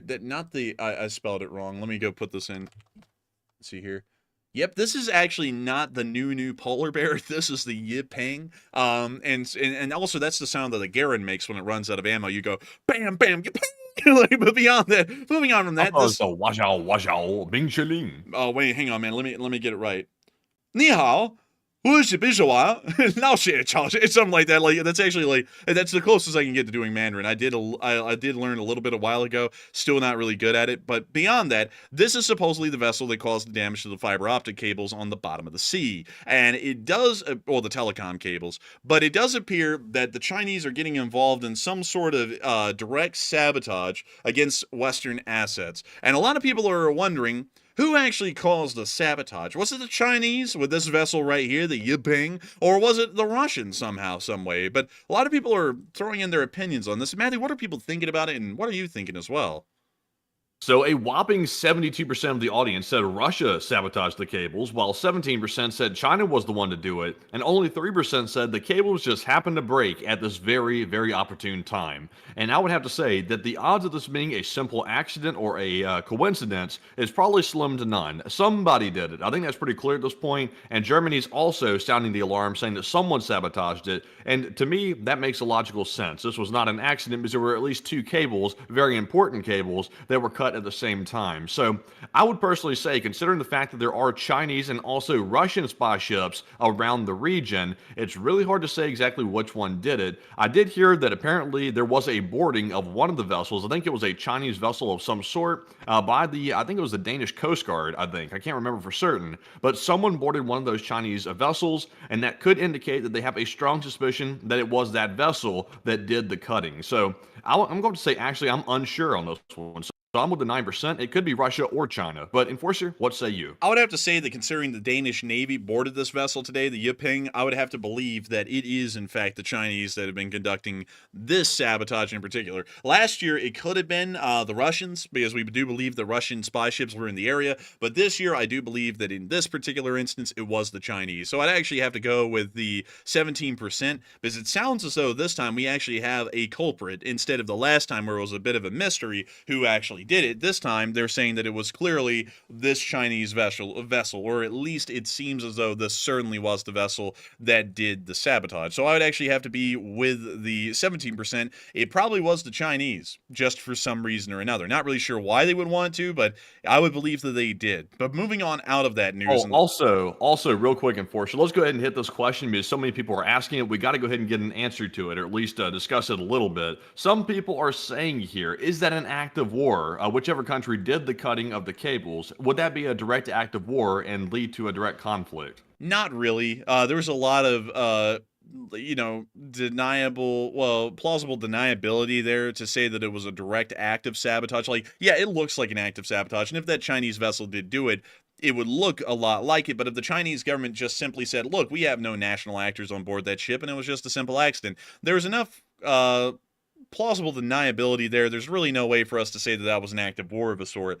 So probably not. I mean, you could try and extrapolate that it is an act of war out of that somehow, some way, but considering, at least on a diplomatic circle, or a diplomatic thinking loop, that it is possible that they didn't directly do it or didn't mean to do it, it would be hard to say that that would be an act of war, at least on that instance. I would believe that it is. I would believe that this is a very provocative action against the West, trying to sabotage critical infrastructure, but still, there is a bit of an argument that the Chinese could easily make that, look, we didn't mean to do it. We didn't even know that they'd do it. That's crazy. That's crazy. So that's what I would say, at least in my opinion. I'd have to agree with that as well. There's just too many questions in the air about it. And like, for example, let's say, for example, a Chinese vessel did it. Then the question becomes, was it a private vessel? Is it a government vessel? Who was on the vessel? And, was there any reason for them to be dragging something behind it? Because I don't think you can accidentally just cut a cable. Like, they would have to be like literally dragging something along the ocean floor, I think, to cut the cable, which would not be normal whatsoever. So, there's a lot of open questions about it, and we don't even really know which ship did it yet. So I just don't think there's enough info to know if this is an act of war or not. I think if they could prove it even, I don't think that would necessarily be like a war provoking, even if they could prove it. It would, of course, cause some severe sanctions and maybe some diplomatic repercussions, but it would not cause a direct war, in my opinion. Yeah, I don't think it will, to be entirely honest. I just don't think it's the case. I think this will probably be a diplomatic incident at best, not a war, though. I think that would be a bit of a stretch. But moving on from that and out of the area, we're now going to be moving back into Ukraine and looking at a couple of the smaller clips that we had before we get back into the location unknowns. We were able to see a really interesting training flight today, and it was around the Kotin Fortress, which is near Moldova. And this is a Ukrainian helicopter in training, and they got to fly right by this incredibly cool castle and fortress down in southern Ukraine. Man, I'd love to see that. It's very nice. That helmet's crazy, too, that guy's wearing. Like, what is that on that helmet? I don't know, man. Is that Peter Griffin on that thing, though? Did you see that? Like, look. Dude, is that Peter Griffin right there? It's some guy holding a nuke. It's like, that's kind of weird. It's like, looks like Brutus holding a nuke. I don't even know. Like, I have no clue.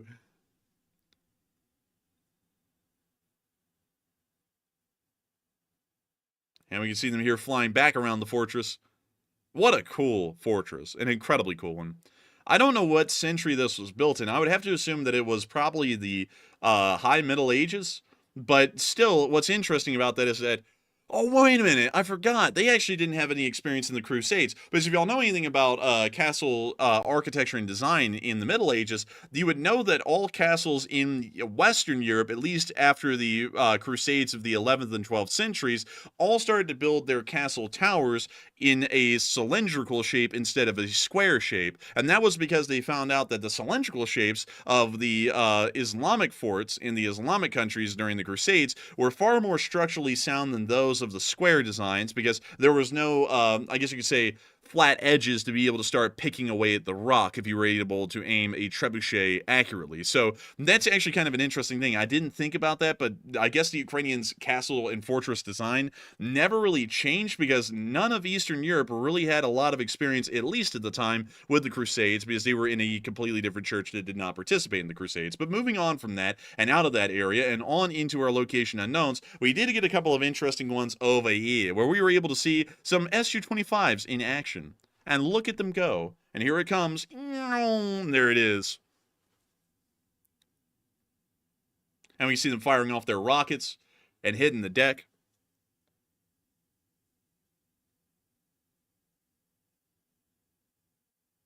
Look at that boiler. Whoa. Look at that boiler. Man, what's better, Matthew? Your strongest American hater or your weakest American patriot? Your weakest American patriot, because I put out that banger today, man. But moving on from that and out of that, we're now going to be moving on into our next location unknowns, where we also got to see something that really made me wince.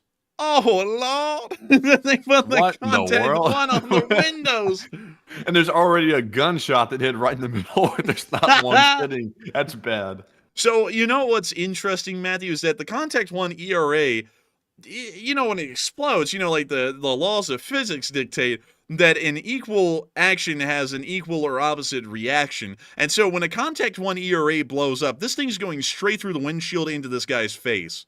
It's like, that is not going to be a smart move here. I actually believe that they're going to be giving a general recall on Contact 1 ERA window installments, because I have a feeling it's going to lead to a great deal of driver injuries and fatalities here in the future. We'll see how this goes for this guy, but if a drone hits the windshield, that's not really stopping the FPV drone, that's just amplifying the explosion in this guy's face. Not a smart idea, pretty stupid one. But moving on from that and into the next clip, we did get to see the Russian casualty report over the past 24 hours, and holy moly! Whoa, Jack, we got 17 Bobcats on day 1,000. That's crazy. That's pretty damn good right there. The 9th highest loss, according to Ms. Disa. But dang, the personnel losses are staying high as well. The 11th highest daily troop loss. And Enforcer, tell us more. And I gotta tell you something, it is absolutely incredible. 1,610 Russian soldiers have been wounded and killed over the past 24 hours, along with 33 armored personnel carriers, 120 supply trucks, 17 main battle tanks, 46 artillery pieces,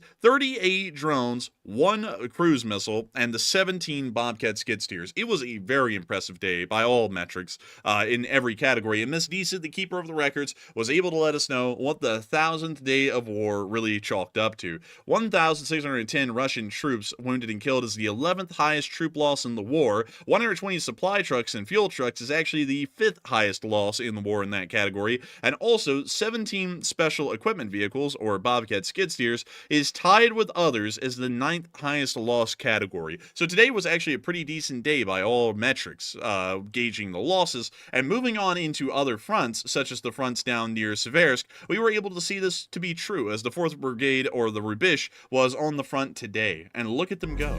And we're going to be muting that, but look at that 50 cal, Matthew. American firepower at its finest. They love that, I'm telling you. What is this thing they're firing? Well, let's see here. Let me look back at that again. I don't know. Grenade launcher? Maybe a grenade launcher. I can't really see it. I didn't ever see it on frame, but we can see an AK here. We can see them peeking around a corner with a anti-tank launcher. Looks like a in-law, and we can now see a mortar, a smaller mortar being fired, most likely a 60 mil. We can now see an M72 law being fired. We can now see him firing an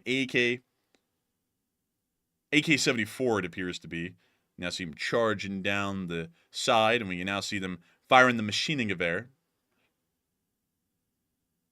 Oh, look at that kick. Whoa, look at that boiler. We can now see him firing an RPG.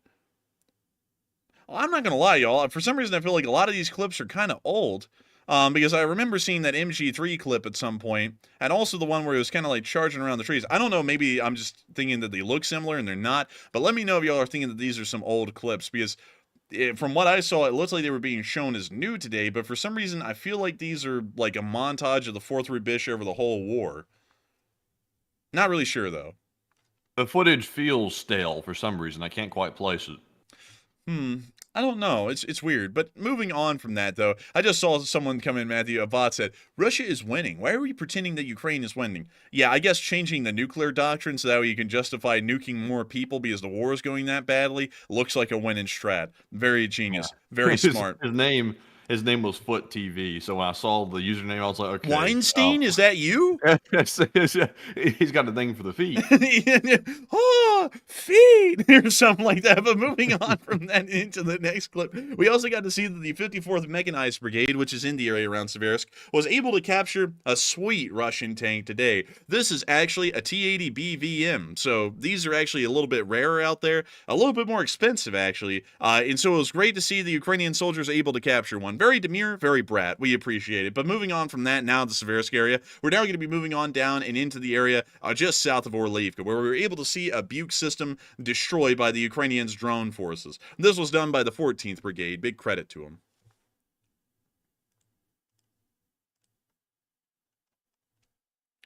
And you see, actually, there's a Buk and a Strela down there. There's the Strela, and then there's the Buk. But the Ukrainians, when they look at these, they just see puke. And they're about to puke all over them with a nice big explosive as this drone continues to watch them. We can actually see that they fired at something off in the distance. We don't know if they hit it or not, but this drone just saw the Buke get hit. The Strela is still intact over there on the left side of the field.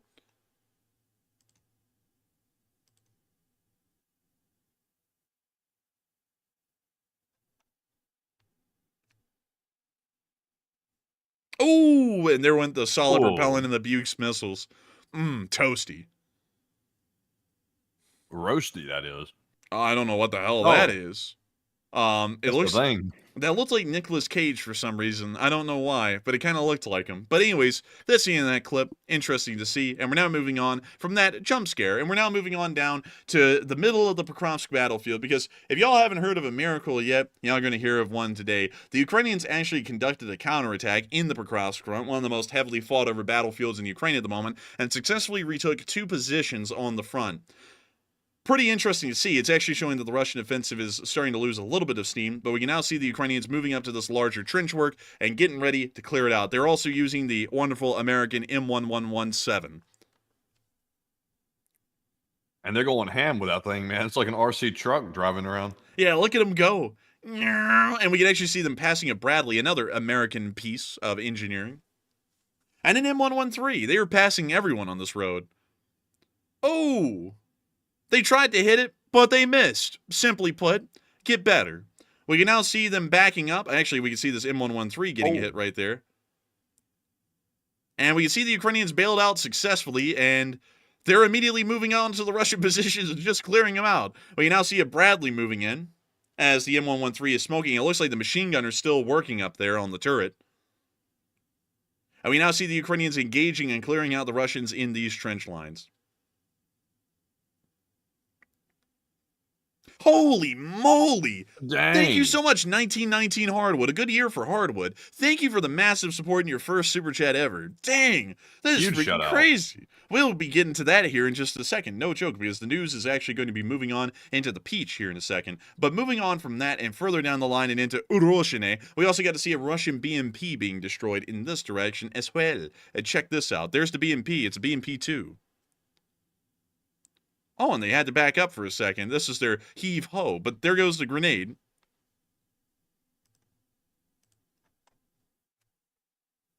Funding needs to stop now. More like another billion.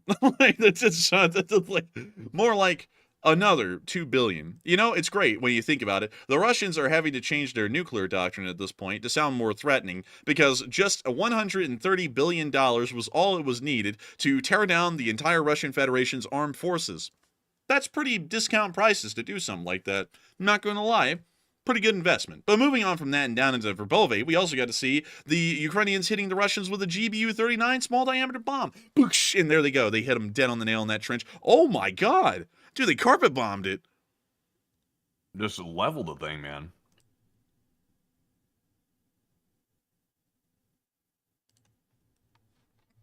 And we could see them hitting them with more GBU-39s.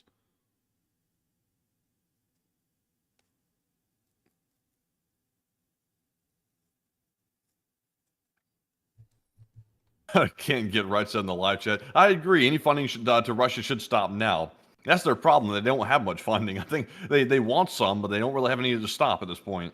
And then Putin goes into the treasury. He's like, so how much money do we have? So basically, we're all out of money. Damn it. Like it's like, this is not good. But moving on down into Kherson and to Oleski, we also got to see the 73rd hitting Russian forces in this area. Check this out.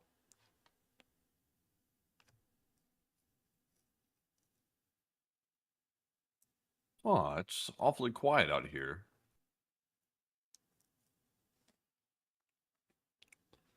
Also, Matthew, this just hit me, Matthew. This is a that didn't hit me.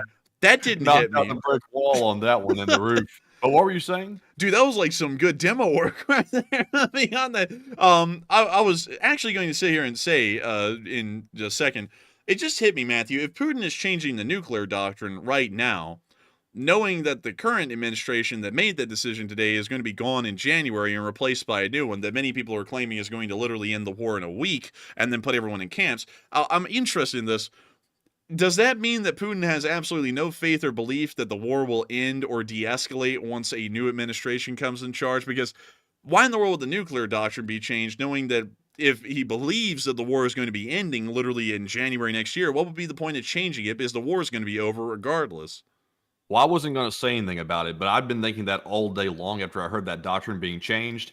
He knows that the current guy is going. So for him to change that right now, knowing that that's about to change in literally about a month or so, that indicates that he, like you're saying, he has no faith that the war's about to end. And he pretty much knows that when he goes into those negotiations with the United States and Ukraine in the future, he does not intend on being sensible, and it's probably going to keep going. And that's why he's having to bring out the nuke threats again. I would believe so, honestly. I think that would be the case. And like we've been saying, and it's largely looking like it, Zelenskyy seems pretty calm right now about the whole situation. Sounds like he's not really that bothered at all about what's going to be coming around the pipe. Looks like Putin's honestly still concerned, like he has been throughout the whole war, that the war's just going to keep on going. It's going to get worse for him.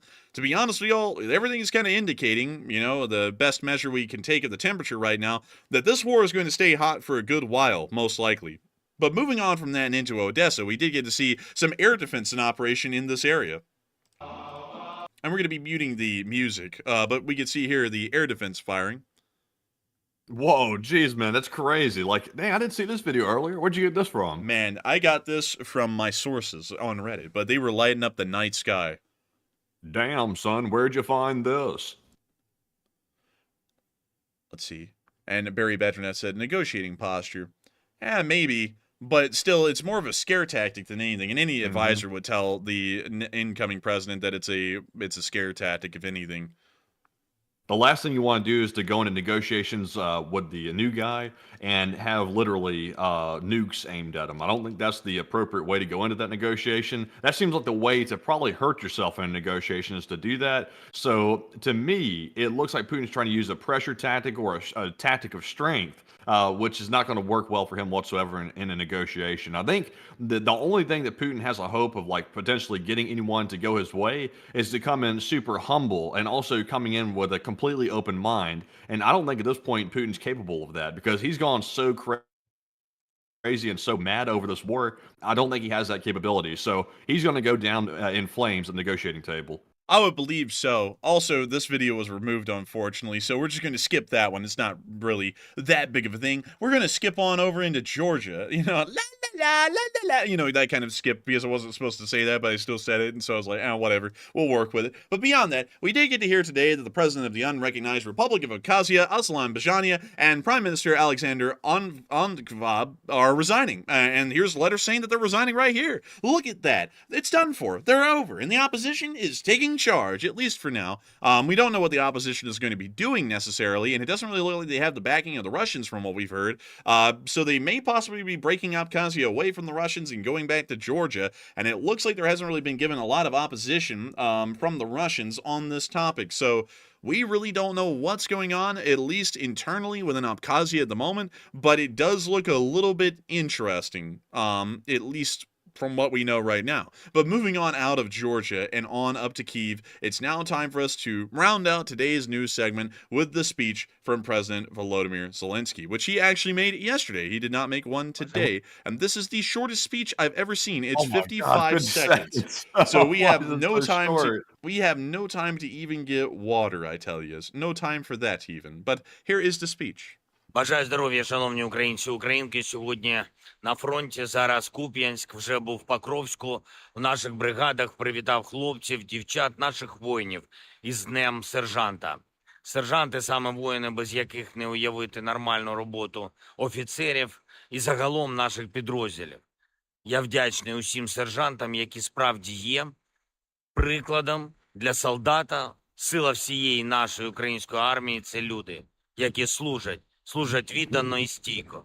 Сьогодні мав честь відзначити державними нагородами найкращих воїнів, тих, хто проявив себе в боях, заслухав доповіді наших командирів. Також доповіді щодо безпекової ситуації, соціальної ситуації на Донеччині та Харківщині. Тримаємо наші позиції. Дякую воїнам. Слава Україні!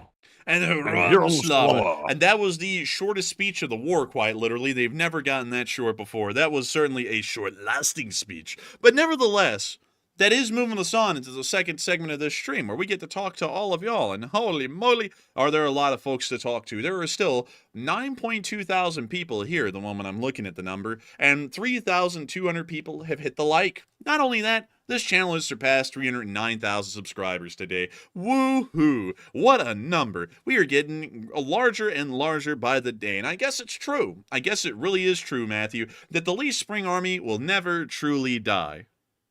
It'll never truly die. It'll never die at all, man. It's not dying whatsoever. I will tell you what, man, I'd have to believe that at this point. I'd have to believe it with all my heart. You know what, folks? I think it's time to watch that Armed Forces intro. I'm just kidding. We're not going to do that again tonight because it will be the intro tomorrow night and the next night and the next night and the next night and the next one and the next one after that and the next one. It will literally just be the intro forever now as if there's no issues with it. But beyond that, I got to say, what a night it has been so far. We've got to thank everyone. Of course, make sure to stick around. We still got a lot to go. But to, kind of sit here during the halftime show and thank everyone really quickly before we move into the next part of this show, or stream as we call it, I've got to thank everyone who's been here so far. At the peak, there was 12.1 thousand people here. 65,000 people have watched the stream so far, and we haven't even broken the second hour of the stream yet. It is absolutely incredible to know that everyone's been here tonight, enjoying this stream, and really getting a lot out of the news that we always cover. Today is a day like any other, really, outside of it being day 1000 and a special day. It's really just the news that we always cover. But I always have to let y'all know that we are entirely grateful and thankful to know that all of y'all really do enjoy this channel and put a lot of weight into the kind of news that we cover and report. It's something that means a load to us, and it's something really crazy because I've always talked like this on this kind of stuff my entire life. And while people will conversate, sometimes people get tired of it, or people just don't listen to it, because it gets old after a while of hearing it. And it always means a lot to me that there are quite literally millions of people that listen to this channel every single month and get a lot of value out of what I say on these streams. It started a long time ago, 1,000 days ago, as a day-to-day project of mine that I went on for doing an entire month without Matthew. Matthew then joined after about a month, and we've been doing it together ever since. I've just got to thank you all for being here. It means a lot to me to be able to cover the news and analyze stuff and talk about it with all of y'all. It means more to me than y'all could ever imagine, to be entirely honest, and it's really hard to convey that in words, but I hope I convey that in our steadfast dedication to running this stream and getting the news out to y'all, because I massively appreciate y'all being here every single night and greatly enjoying it. And so a huge thanks. And I concur. Hear, hear. Hear, hear. And so with that, I hope that does address that incredibly well to all of y'all, at least with how much I appreciate y'all being here. And with that, it is time for us to move on into the second segment of this stream. I do want to let y'all know, though, that if you are coming in right now for the news is going to be over from this point forward.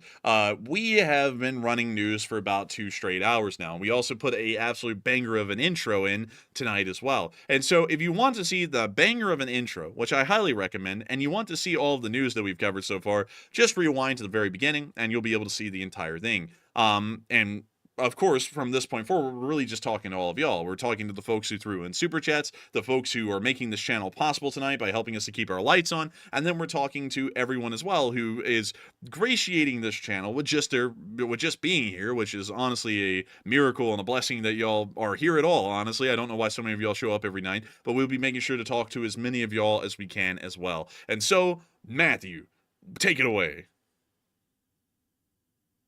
Hello? Oh, what happened? What happened? You went silent, man. Are you still there? I'm still here, man. What do we got, man? Take it away. All right, so after that little short, brief moment of lag, we've had no lag all night, so I was getting scared for just a moment because it came back for a brief minute, but it is gone once again, hopefully. But moving on here to our final question segment of the night, we have one poll left to address, and it says, Ukraine followed up their ATACMS strike today with a massive drone attack on Russia in several different regions, and is there a new Ukrainian strategy unfolding right now? So 64% said Ukraine is rushing to secure an advantage, while 24% said Ukraine is just business as usual, and 4% said it seems like some other reason.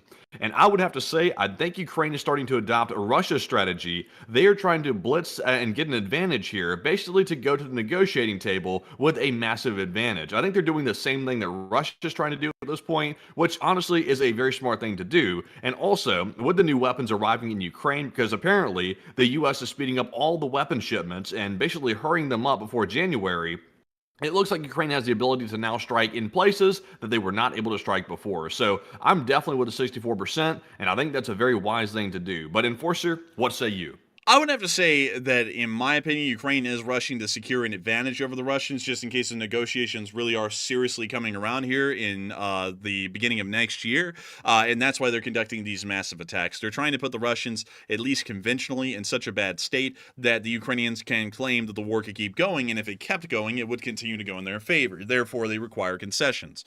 So with that, I hope that does address that the best I can, at least in my opinion. And Matthew, I understand that beyond that question that we asked everyone, and many answered, we have loads of people that are asking questions directly to us, which we haven't answered. And so, what do we got, Matthew? All right, so first of all, before we jump into our super chats once again, I did see something from Juan Milton in the live chat. He said there was some more breaking news that wasn't covered. He said the U.S. has agreed to give Ukraine anti-personnel landmines. Oh, yeah, and I forgot to also cover that. remember, that was a big piece of news that just came out before the stream went live, and that's a very big thing because there has been a ban on Ukraine getting those anti-personnel landmines for quite some time, and also that was just overturned as well when the ATACMS was overturned as well. So that's very good news, and I'm not really sure what the rationale was for changing it right this second because they could have changed it at any point before now as well and given Ukraine that ability, but I guess they're deciding that now is better than ever, so they're going for it. So, Enforcer, what say you? I would say it's a pretty solid move. It ensures that Russian offensives are a lot more difficult to pull off because there's a greater chance of Russian infantry pushing forward, taking casualties due to anti-personnel mines. So I would say it's a pretty good move. Could have been done sooner, but still, the president is better than never. And so with that, I hope that does address that the best I can. And Matthew, move us on into them questions. We have many. So, our first super chat of the last segment here is going to go to none other than 1919 Hardwood, who's a first-time super chatter, by the way, and puts in a massive $310 donation. So, huge shout out to you, Mr. 1919 Hardwood, and we appreciate that massive support for the first time ever. He said, now that the cancer has taken all but the last of me, he said, I would like to thank you for the fun entertainment and programming that I've enjoyed throughout. And thank you, and long live the LSA. And also, real quick, I do want to say I'm very sorry to hear about the cancer. I'm not really sure exactly what is going on with it, but it sounds like it could be kind of rough. So I hope you're hanging in there. And also, I'm very sorry to hear that, and I hope it does improve. If that is indeed possible. But thank you very much. And Enforcer, what say you? And I got to thank you for the insanely massive support, 1919 Hardwood. That is a huge amount of support, and it's helping this channel to keep on running massively. And I got to thank you for the kind words that you've thrown our way on the channel with us trying to put everything we can into this thing and making sure to get the news out. And also, I got to thank you for enjoying the jokes, because the entertainment side of things, that's just got to be the jokes. And sometimes they are corny as hell, but other times I think they're kind of passable, maybe. But beyond that, I hate to hear that you have cancer. We've had a lot of people here on this channel that have had cancer, and some of them have started to go on the up and up. Some others have unfortunately gone the other way, and some of them are no longer with us, like CME4PC, who passed away a while ago. But beyond that, I do have to thank you so much for getting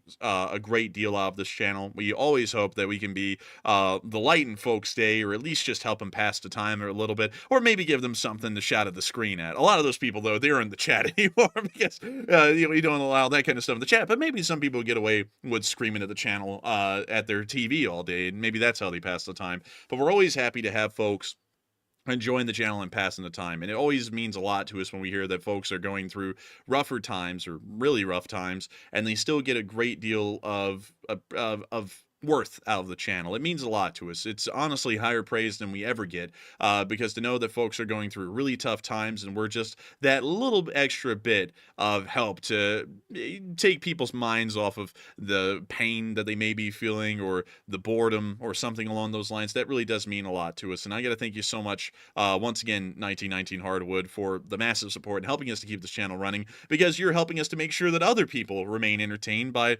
keeping us on air and making sure that other people are informed and getting the news and helping us to stay on air as well. I don't necessarily know exactly what's going on with your situation. It sounds like it's fairly rough, but I still hope that we're able to help you pull through, and I hope that there is a silver lining, or at least a light at the end of the tunnel of a sort, to that whole side of things. Hopefully there is. Sometimes there is.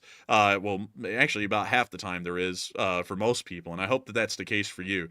But nevertheless, I thank you so much once again for the support and being one of those folks who have gotten a lot of this channel for for I don't really know how long. I have not really seen your name in the live chat often, I don't think, 1919 Hardwood, and that is the first super chat you've thrown in too. So if you'd like to let us know how long you've been here, because we would love to know how long we've been helping you to pass the time and get some news in the meantime as well. But I do hope that everything will be okay with you, and I hope that the whole of the LSA gives you some massive thanks and kind words, and hopefully those will help to pass the time or make you feel a little bit better, and maybe even get things back on the up and up with that. It's always a tough thing with that, but still, we wish you nothing but the best, and we hope that it turns around eventually, because it does sound like it's a little rough. But still, a huge shout out to you once again, 1919 Hardwood. I hope that does address that the best I can, and with that, we are on to the next one.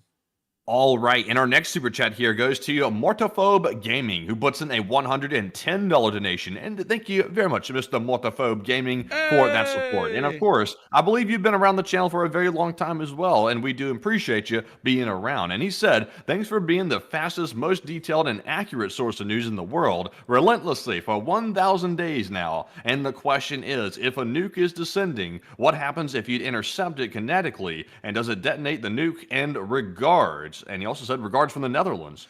And thank you so much for the support, Mortophobe Gaming, and being one of our Dutch viewers. An incredibly cool place in the world, actually. And I gotta thank you so much for the support and helping the channel to keep on running. And to answer your question, nuclear weapons and their interceptions are something that has to be done at a perfect time, from what we understand, and even then it's a bit of a hit and a miss. A lot of people believe that in the modern day we have an ability to successfully intercept and shoot down incoming intercontinental ballistic missiles, and the truth is far from that. The THAAD is supposed to be able to intercept incoming intercontinental ballistic missiles, but the thing is that it's still incredibly difficult, and usually that has to be done as an exo-atmospheric interception, usually when they're at their apogee, which is the highest point of flight that they have. That's usually when they get to their slowest speed from launch and to impact, and you have to be able to intercept them at that point, because beyond that, a nuclear weapon re-entering the atmosphere is usually re-entering, from what we know, somewhere around Mach 35, which at that kind of a speed, it's practically impossible to be able to intercept them properly. Also, from what I understand, nuclear weapons are not armed until pretty much near to the point of detonation, so if you were able to shoot them down somehow, there would be radioactive debris that would be scattered around the area, and of course that could cause some ecological damage, but it wouldn't be as severe as a nuclear weapon detonating on the ground. A pretty massive cleanup operation would have to be done afterwards to pretty much clear out that radioactive debris, or it may just have to stick around because it may be too difficult to clean up. But beyond that, it is slightly possible, but not really likely. And also, sorry, just a hologram said apogees when they're at their fastest as a ballistic missile. Let's see. I'm trying to think of the wordage then, because if that's incorrect wordage, there is another word, and I'm trying to think of it. It's not the summit of their flight. It's something else, but it's similar to summit. The apex?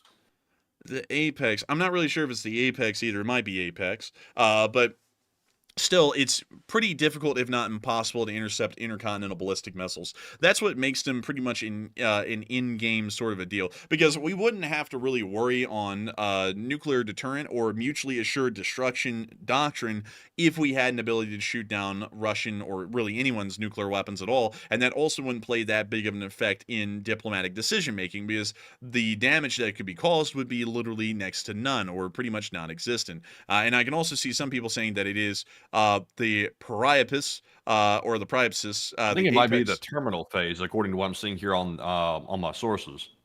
So I believe, yeah, so Melanie's 16040 said apogee is the highest and slowest point of flight. So that was the correct word to use initially. So the apogee is where it would be easiest to shoot them down. Problem is that there really isn't a lot of interceptors up where the apogee would be, because Russian intercontinental ballistic missiles that pretty much are holdovers from the Soviet time would be launched over the North Pole pretty much, and then back down onto the continental United States. The problem is that when they're reaching their apogee, they're generally over the North Pole or somewhere just north of Canada. And there really is no air defense systems that we have in that area with the kind of range or the exo-atmospheric abilities and the kind of numbers that would be needed to shoot down all of the incoming Russian intercontinental ballistic missiles. So while we may have some air defense systems inside the continental United States, the problem is that they never would be able to intercept them while they're at their apogee. They would only be intercepting them when they're at their fastest, around Mach 35 or so, while they're re-entering the atmosphere and then finally entering the lower atmosphere towards their targets. On top of that, the other thing that makes it far more difficult is that while the Russians do have a finite or limited number of intercontinental ballistic missiles, which I believe is only in the hundreds, the amount of nuclear warheads on board each missile is actually incredibly large. It's around, I believe, 5 to 7 apiece on each missile, because they're all MIRVs, which is multiple independent reentry vehicles, meaning that each missile has about 5 or 7 nuclear warheads, and each one of those is going to be targeting a different city or a different strategic point. And so for that reason, while there may only be a few hundred missiles, there's over 1,000 or so warheads that would be flying down towards their targets inside the United States, and that simply would just be way too many of them to be able to successfully intercept. And so for all these reasons, from what we know, it would be pretty hard to intercept any intercontinental ballistic missiles. Generally, they would be able to make them to their targets. That's why we also know that the Russians would not be able to intercept our nuclear weapons. And so if they fire theirs, we fire ours. And that's the concept of mutually assured destruction. It's a very strong deterrent, because if the Russians fire their nuclear weapons, there's never a situation in which they'll win. We will detect the nuclear weapons in flight, we will launch our own, and by the time theirs are landing inside the United States and wiping out about a third of everyone living in the United States, our nuclear weapons are finally reaching their apogee over the North Pole and now returning back down on the Russians. And in the future, we'll actually, according to our numbers, we will pretty much wipe out about half of Russia, no matter how it goes, because most of their population is built up around major urban centers, unlike the United States, where it's actually more sparsely populated and less dense. Russian population structures are far more dense. So we would actually wipe out about half of the Russian population. They would wipe out about a third, at least initially, and then over the next phase, another third of the Russians would die. So really, there would only be about 20 million Russians left, and then in the United States, there would be about 110 or 120 million Americans left by the time the first year had passed since the nuclear attack. That's at least what we would know off of the wargaming and scenarios that have been done so far, and that would be my best answer to that. So with that, I thank you so much for the support and helping this channel to keep on running, Mortophobe Gaming. But that is also the reason why, while it doesn't sound like a win-win scenario, like it's perfect, we can shoot them down, it's a bit more of a morbid reality. The thing is that because it's so morbid and because it's so bad, it's pretty obvious the Russians would not live. And that's what's largely going to stop them from launching their nuclear weapons, is that they know while they'll get us, we'll get them. And not only will we get them, Britain and France will also get them as well, as they have several hundred nuclear weapons that they could also fire at the Russian Federation. So with that in mind, that's what's going to generally stop people from launching nuclear weapons. Because it's like, with the Russians, it's like, what is better? Losing sort of, or losing entirely? And that's really the question there. And that's also the question here in the West as well. Is it better for us to win slightly or lose entirely? And that's generally what's going to stop people from launching nuclear weapons, because there's no winner in a nuclear conflict. Everyone will end up being a loser at that. It's a lose-lose situation, and that's why no one really wants to go to that point. And that's also why we still believe that the Russians would not start launching nuclear weapons over the fact that the ATACMS are now slamming into Russia, and they're literally doing the same thing that a Ukrainian drone has been doing for years at this point inside of Russia. And so with that, I thank you so much once again for support. And I hope that does address that the best I can. And I also just heard from 1919 Hardwood. He said he's been here from pretty much the beginning of the channel, and sadly his cancer is terminal. And he wanted to thank everyone for the kind words. And I was hoping he wasn't going to say that, because I had a feeling when he said it, I was thinking in my head, that sounds like very bad news, like what he was saying there. I'm very sorry to hear that, 1919 Hardwood. I was hoping that was not the case. And best wishes to you indeed. I'm very sorry to hear that. And I'm terribly sorry to hear that as well, 1919 Hardwood. That is something that we've heard a couple of times on this channel from folks who've been watching. And it's always sad to hear each and every time. But I got to thank you so much for having been here with this channel and letting us get to know who you are actually for a short little while here. And I've got to thank you so much for finding a great deal of value and worth in this channel, because it's amazing to know that we could help someone like you pass the time in such a situation like that. That's actually fairly sad, but I do thank you for being here with us tonight and letting you know how much the channel meant to you. And so with that, thank you so much once again for having been here. And also, of course, no problem at all. The LSA is an incredibly kind and wonderful organization, and they always like to try and say amazing and nice things to everyone. And I'm glad to hear that they were able to send a load of kind words your way in just a short amount of time. And so with that, we are on to the next one. All right, and our next one here is going to go to Leora Abigail, who puts in a $50 donation. And thank you very much, Leora, as always, for the very generous support and always helping to keep the channel running. And we appreciate it. And Leora says, good evening, Enforcers, and what a great job you guys did with the new intro, and music is absolutely fantastic. And I'm glad that all of us made this possible. And thank you again, and great job to the LSA. And I got to thank you so much for the support, Leora Abigail, and helping this channel to keep on running. And thank you so much for enjoying the intro. I put a lot of work into that. I believe I started that project in August. And let me go check my let me go check this actually, because I actually will be able to see the date that I started this project on, because it's all cataloged, it's all recorded. And let's see here. Let me go over here to Gmail. Let me go down here, and let me see here. Hang on here. Let me make sure that I can find this. Here we go. And hang on. Dang, I'm going to have to scroll down even further. Let's see here. There we go. So we want to read this message, so that way I can find this on my thing. And so let me go back to the first message ever sent.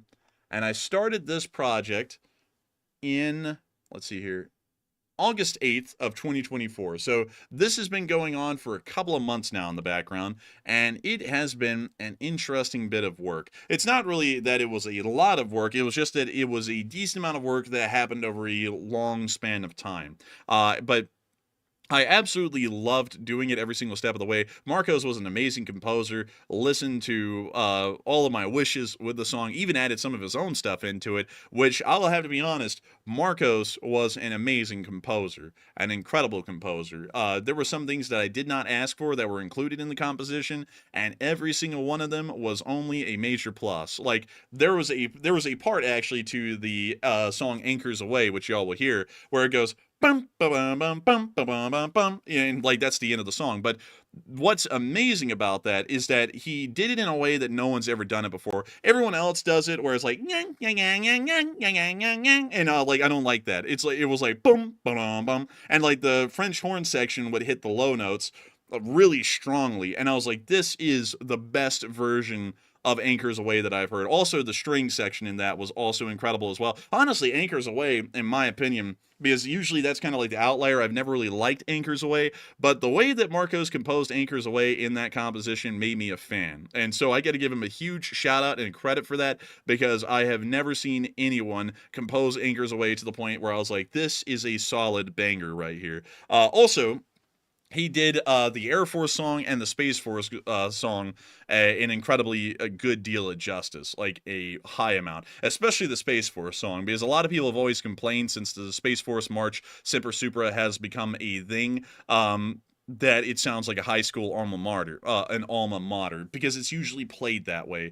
And I was like, you know, I want every single one of them to sound so patriotic that they're getting folks in the enlistment offices tomorrow. And he did it. And like, he somehow did it. He made the alma mater sounding high school marching band song that the Space Force has sound incredibly cool. And he also did it for the Air Force. The Air Force was incredible. Actually, he told me, Marcos did, that he was a big fan of the Air Force song when he was a kid. He actually loves the marches of the armed forces here in America, and he used to listen to the Wild Blue Yonder back when he was growing up in school and stuff. So that was really cool to hear that he really loved that song. And it was actually the first time that he ever got to compose it too for a project. So he was over the moon about doing that. And also he did the Marine Corps and the Army incredibly. Honestly, the entire thing was incredibly well. The transitions were great. The intro and the outro was great. It was incredible, truly, the entire thing. He also was very confident in running the orchestra when we finally got to that part. I don't really know a lot about running an orchestra. Of course, like the most experience I have with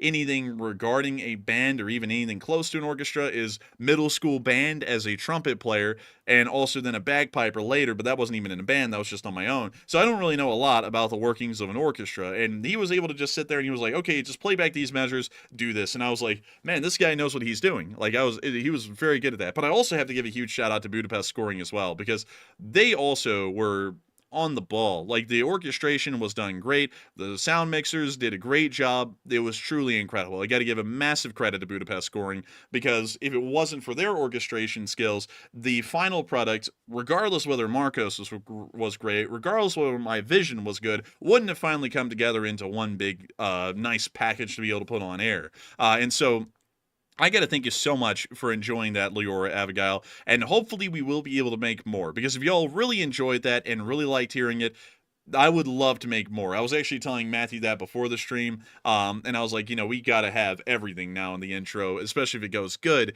We've got to have everything now to where it is LSA made just for this channel. I think that would be great, and also it makes this channel's intro a lot better. I mean, at least in my opinion. And I believe that many people would have to agree it's way better than it was before, when we just kind of had like, our litany of songs, and then it just went into the anthem. Now we have a banger anthem, which needs to be orchestrated. We need to have our own version of it. We have a banger Armed Forces intro segment, and now we just have to take care of the forefront part, and then it will be done. Honestly, the truth is that if we just wanted to do the intro, and we just wanted to fill in the intro and the remainder of it, there's only about, I think, 6 minutes of music that would have to be done. So if honestly I could throw another $5,000 into that and have that completely done. But if y'all wanted to hear other patriotic songs and tracks, songs that aren't even like, a part of the Armed Forces or would be a part of our intro, y'all could quite easily see other songs being made. Like one of the ones that I would love to have made is Columbia, the Gem of the Ocean. It's a very unknown patriotic song in the modern day, but back in the early 1900s, it was one of the patriotic songs for the United States, and it's really, really good sounding. Like if you ever listen to it, like even in the ways other people orchestrate it, it's like that's a pretty good one, and there's a lot of potential there to make it even better. And we could do that with loads of patriotic songs here in America. We could even do it with other songs across the seas. Like one other one that I really want to do is Heart of Oak from the United Kingdom for the Royal Navy. I've always loved that song. We could honestly try in the future to do tracks for all countries, but honestly that's getting a little too ambitious at that point, because it costs a lot to do this, and so we couldn't just be like, let's spend like 500 grand on this, because there is no such thing as having 500 grand behind the scenes on the channel. We've just never had that kind of spendable income. It's just never been around. But we could certainly start to do, would say, that's not petty cash. That's not petty cash. That's a lot. But beyond that, I would have to say I would love to be able to do more of that. And I got to thank you so much once again for the support, Leora Abigail, and helping this channel to keep on running. And also thank you so much for enjoying that intro, because the feedback was truly incredible. It was insane, as a matter of fact. And I got to thank you for being one of the folks that enjoyed that greatly. And so with that, thank you so much once again. I hope that does address that incredibly well. And with that, we are on to the next one. And thank you so much once again. Also, I'm trying to respond to someone who just tried to call me in the middle of the stream for some reason, but we are on to the next one. All right, so jumping into our next super chat here. This one goes to none other than BC Skyman, the channel legend, who puts in a $50 donation. And thank you very much, BC, for that generous support, and we appreciate it very much. And also, I think he had to go back to driving. I think he was driving somewhere, so sadly, he's not in the live chat, unfortunately. And also, he did not leave a comment either. But once again, huge shout to BC as always. And once again, you're helping to keep the channel running and the lights on and the coffee brewing. And Enforcer, what say you? And I got to thank you so much for the support, BC Skyman, and helping this channel to keep on running. And also, I have to say, thank you so much for being here with us for not 4 years, but since day 4 for about 3 years now. It's crazy to think that you've been here with us for 996 days at this point, guaranteed. And I got to thank you so much for being here with us tonight on the Day 1000 intro. And I also got to thank you for the support. And also, I have to add this in as well, really quickly, to take a live chat in honor of your super chat really quickly. Stephen Gerard, or Gerard, I'm not really sure which way that's supposed to be pronounced. He said, Voice of the Guns, best march around.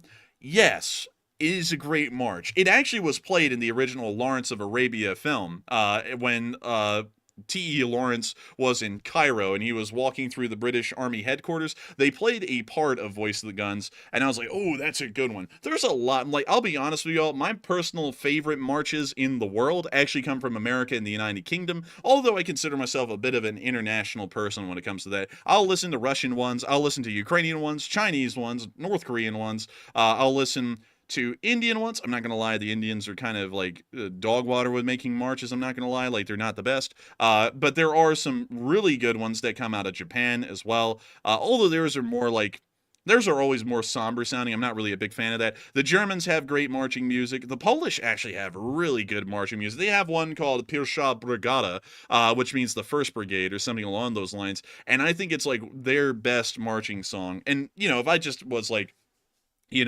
insanely wealthy and just had millions of dollars, I would just go around having all of this stuff orchestrated. But sadly, I don't. I would have entire albums made of global music and make it sound as proud and patriotic for each country as possible. But I still have to say a big thanks to you so much once again for the support and helping this channel to keep on running, BC Skyman, and also to once again address Stephen Gerard there. I would love to also have that one orchestrated. Sadly, though, I think I'd largely have to stay with the United States. That way we have more of like a unified track that has direction. Or at least that's the best way I could put it right now. And so with that, thank you so much once again. And also someone said Battle Hymn of the Republic. That would be one on the list for sure. But I don't really know how to do that. One's solemn as it is. Like, you would have to really like ramp that thing up to 10. And I don't know how that would come out. But let's see. Over There would be a good one. I would love to do Over There. There's also another one. This one's from, I forgot what this one was called, but it was a movie made in 1943 in the middle of World War II, and it was made by Irving Berlin, and I'm trying to think of what it was called.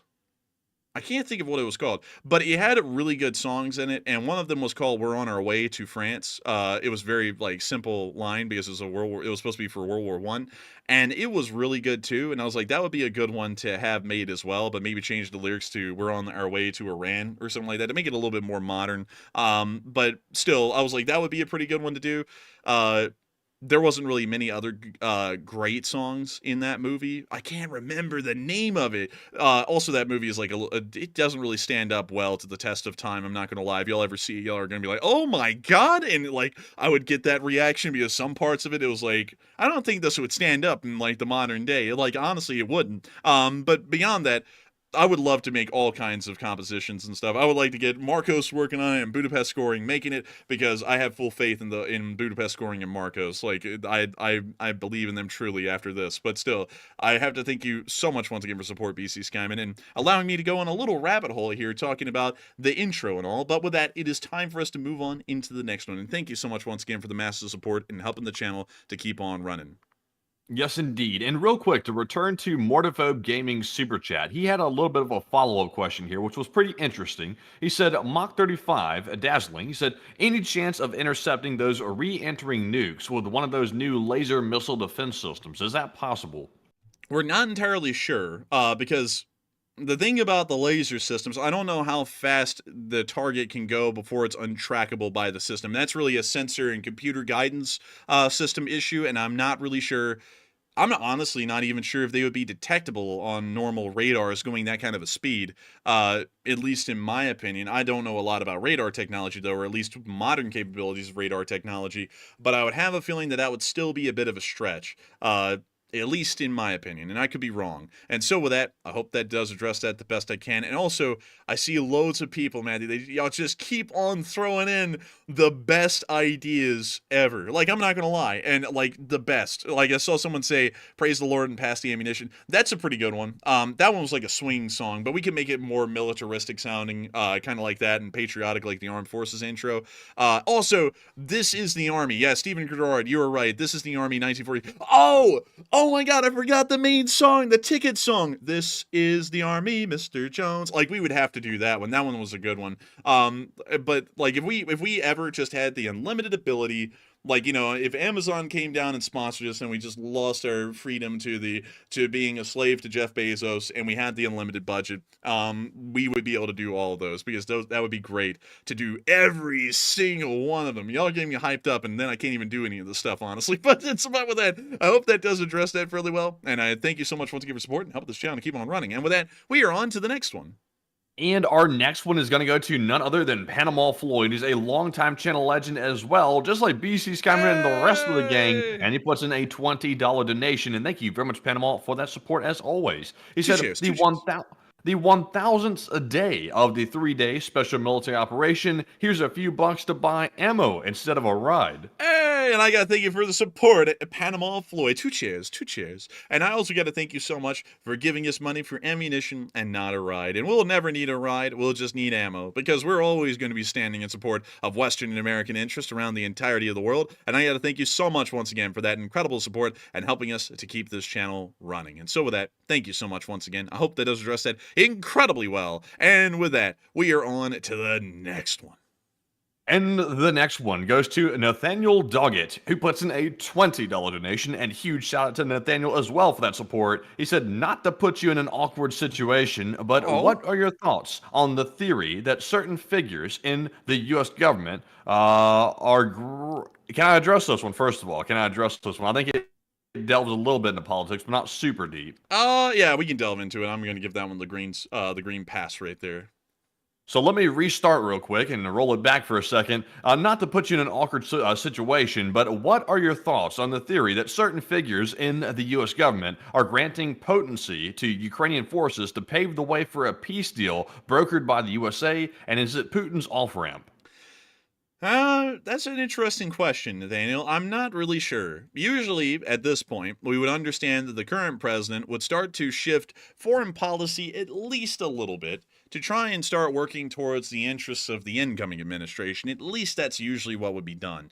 Because the transition of power isn't supposed to just be smooth on the administrative side of things. It's also supposed to be somewhat smooth, at least on the policy side of things, especially as far as foreign affairs are concerned. Usually there's some sort of a continuum that is made from president to president, and they'll try and shift it a little bit towards that direction. That could be the case. However, it could also be the case that this is simply the wishes of the current president to see if they can start ramping, well, not the current president, but the incoming president, to try and ramp up the war as much as possible to get it to a point where the Russians would either have to blink or just go all in, which is a possibility. So as far as I can say, at least on the analysis side of things, that could certainly be the case, but it could also be the case that the current administration isn't really working towards making a continuum with the incoming administration, and it's simply doing things that they believe would help out Ukraine maybe in the short term or maybe in the long term if things were to go awry in the incoming administration. It's really hard to make clear. And also, Matthew,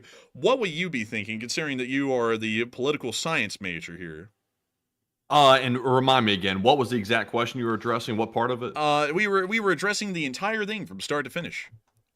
Let me reread it real quick because I was reading somebody else's chat. Let's see here. What are your thoughts on the theory that certain figures in the U.S. government are granting potency to Ukrainian forces to pave the way for a peace deal brokered by the USA, Putin's off-ramp? I would personally say this. I think the current U.S. administration is trying to ramp support up because they truly believe in their minds that support might be coming to an end. And I don't think that's a opinion based in reality. I'm trying to find the best political way to say it. I don't think that's actually what's going to happen here. But I think what this is going to cause is this is going to push negotiations a little bit further away from being actually possible. Because with this escalation, which in my opinion is necessary because negotiations weren't going to make any headway anyway, so we better just arm Ukraine to the teeth. I think this is going to push the negotiating table a little bit farther away than we had hoped for in the past. So honestly, I think that's probably the best way to do it. We are sending a ton of stuff over to Ukraine right now, and we're sending even more, and we're rushing it there over the next month or so. So I think this is not necessarily going to be Putin's off-ramp. This might be Putin's end, actually, because if Ukraine is able to launch all these attacks on mainland Russia, Putin starts dealing with a pretty big problem here because the U.S. is not restricting them in any way whatsoever anymore on pretty much anything, except for just a handful of small little restrictions. So I would say the answer would probably be no on my part. And also, I would have to say, I saw someone adding on to Nathaniel Doggett's statement. Uncle Sam's misguided child said the next administration is cutting back on the free money. I don't really know. I think a lot of people, I just got to say this really quickly. A lot of people are saying that really with no basis. At least, and allow me to explain, because I know a lot of people are going to be like, what? But so-and-so said this, and so-and-so said that. Like, someone said they're going to cut Zelensky's allowance, and another guy said that it's time for Ukraine to, pay back the bill or whatever. These people have no saying in the government. And that's the thing about those statements, is that it's coming from people who really don't know how government works or are going to be involved in it at all. And I just want to make that very clear, because a lot of people are hearing, I'm just going to address this one really quickly because I feel like this is a pretty easy one to say. A lot of people are hearing really weird stuff from one guy who runs SpaceX and also owns Twitter. And the thing with those statements is that this guy is being put in charge of a department that isn't even going to be a part of the U.S. government. It's going to be some sort of a third-party advisory group, like a think tank nearly, and it's not going to be a real government thing. That's already been said. So the other thing is that this guy, from what I can tell, just says stuff like all the time. Some of these things won't even pan out. And so with that in mind, this guy just says things. And so there's really not a lot of credit to be put into those statements, because he just says goofy stuff, and it stands for what it is. It's just goofy stuff with no bearing on anything. Not to say that with any disrespect or anything like that, but that's the way it is. And then with another guy who's one of the sons of the incoming president, like, look, y'all, like, this guy literally does nothing for a living, and he goes and shoots, like, he goes hunting and stuff. Like, what is he going to do with the government? And also, this guy's just saying stuff. Because something that's interesting is that the Russian government put out pictures, nude pictures, by the way, of the incoming president's wife on national television. Their rhetoric, just to let y'all know, is getting worse by the passing weeks. Like, it's not getting better, and it doesn't really look like relations are increasing in between the two. It looks like it's actually deteriorating. In my honest opinion, I don't really think things are going to be going that much different in the incoming administration than they are right now in terms of Ukraine. Nothing really looks like it is. And also on top of that, as far as the actual moving apparatus, but beyond all of the talking mouths out there, the actual moving apparatus in between the incoming president and Zelenskyy, it looks as though Zelenskyy is not panicking at all. And of course many people will say, well, Zelenskyy did say today that Ukraine will die without American support, but that statement was just a statement. He said that under the current administration as well. He said, without American support, we couldn't fight this war. Those are just statements he makes from time to time. Doesn't mean that the support's dying or increasing, just things that he says. But as far as Zelenskyy is concerned, he has said quite many times at this point, at least 3 times that I could count, that it doesn't seem like anything's going to be changing and Ukraine's going to be just fine. And so that's what I would have to be honest. Like, my assessment would be, it doesn't really seem like anything's going to be changing. Sure, many talking mouths are saying many different things that don't look good, but those are just talking mouths, and you have to be able to get rid of the static to get to what actually matters. And from what we're seeing, I don't really think much is changing, in my honest opinion. Or what I find very interesting is the fact that many people have been asking for a long time to go ahead and send Ukraine what it needs for a decisive victory. And they were saying that the current administration should have done that a long, long time ago. And they were correct on saying that. They should have done it a long time ago. But now the administration has done that, and they've sent everything right now. They've allowed the anti-personnel landmines to go to Ukraine. They've allowed the ATACMS to be largely unrestricted. And now all of a sudden people were saying that World War III is going to be started because of those actions. It's like, we can't have it both ways. Either we're going to support Ukraine all the way. And of course, I do agree it is late. There's no question about that. It was sent very late, and it should have been well before now. But now it's sent, and now people are griping about we're going to start World War III. We can't have it both ways. I would say what's being done right now is the best thing to possibly address the situation. Like I said, under the circumstances, is the best way to handle it, because without this, Ukraine was beginning to have a few issues here and there, and allowing them to use ATACMS basically offsets the new North Korean threat that has arrived in the Ukrainian countryside. So that's the only way to counteract that, is to let them have the ATACMS missile permission into mainland Russia, or otherwise Ukraine's going to start having a big disadvantage.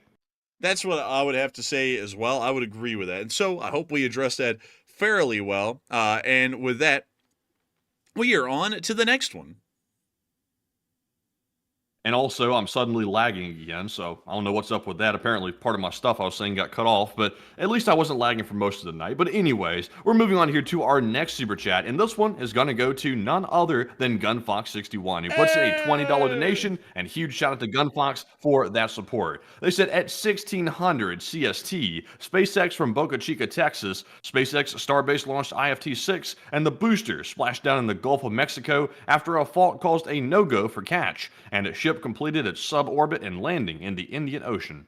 And I gotta thank you so much for the support, GunFox61. And that is true. SpaceX actually did have a launch today out of Boca Chica. Sadly, we didn't include that one. I didn't see any footage out there that was really photogenic to include. But we usually try and talk about it a little bit because it's a massive pride and a prestige point for the United States that the Starship program is moving forward. I'll be honest with you, although it is kind of a little bit behind schedule. I think it's by like 2 or 3 years now. I think even more than that. But beyond that, it is still a matter of pride for the United States that it's being done because it's impressive. It is the largest rocket to ever fly. It is also the most, I guess you could say, impressive rocket to ever fly as well, at least in the terms of payload it can carry. It's truly going to revolutionize space travel, or at least the economics of space, because it's going to make space flight a lot cheaper and a lot more affordable.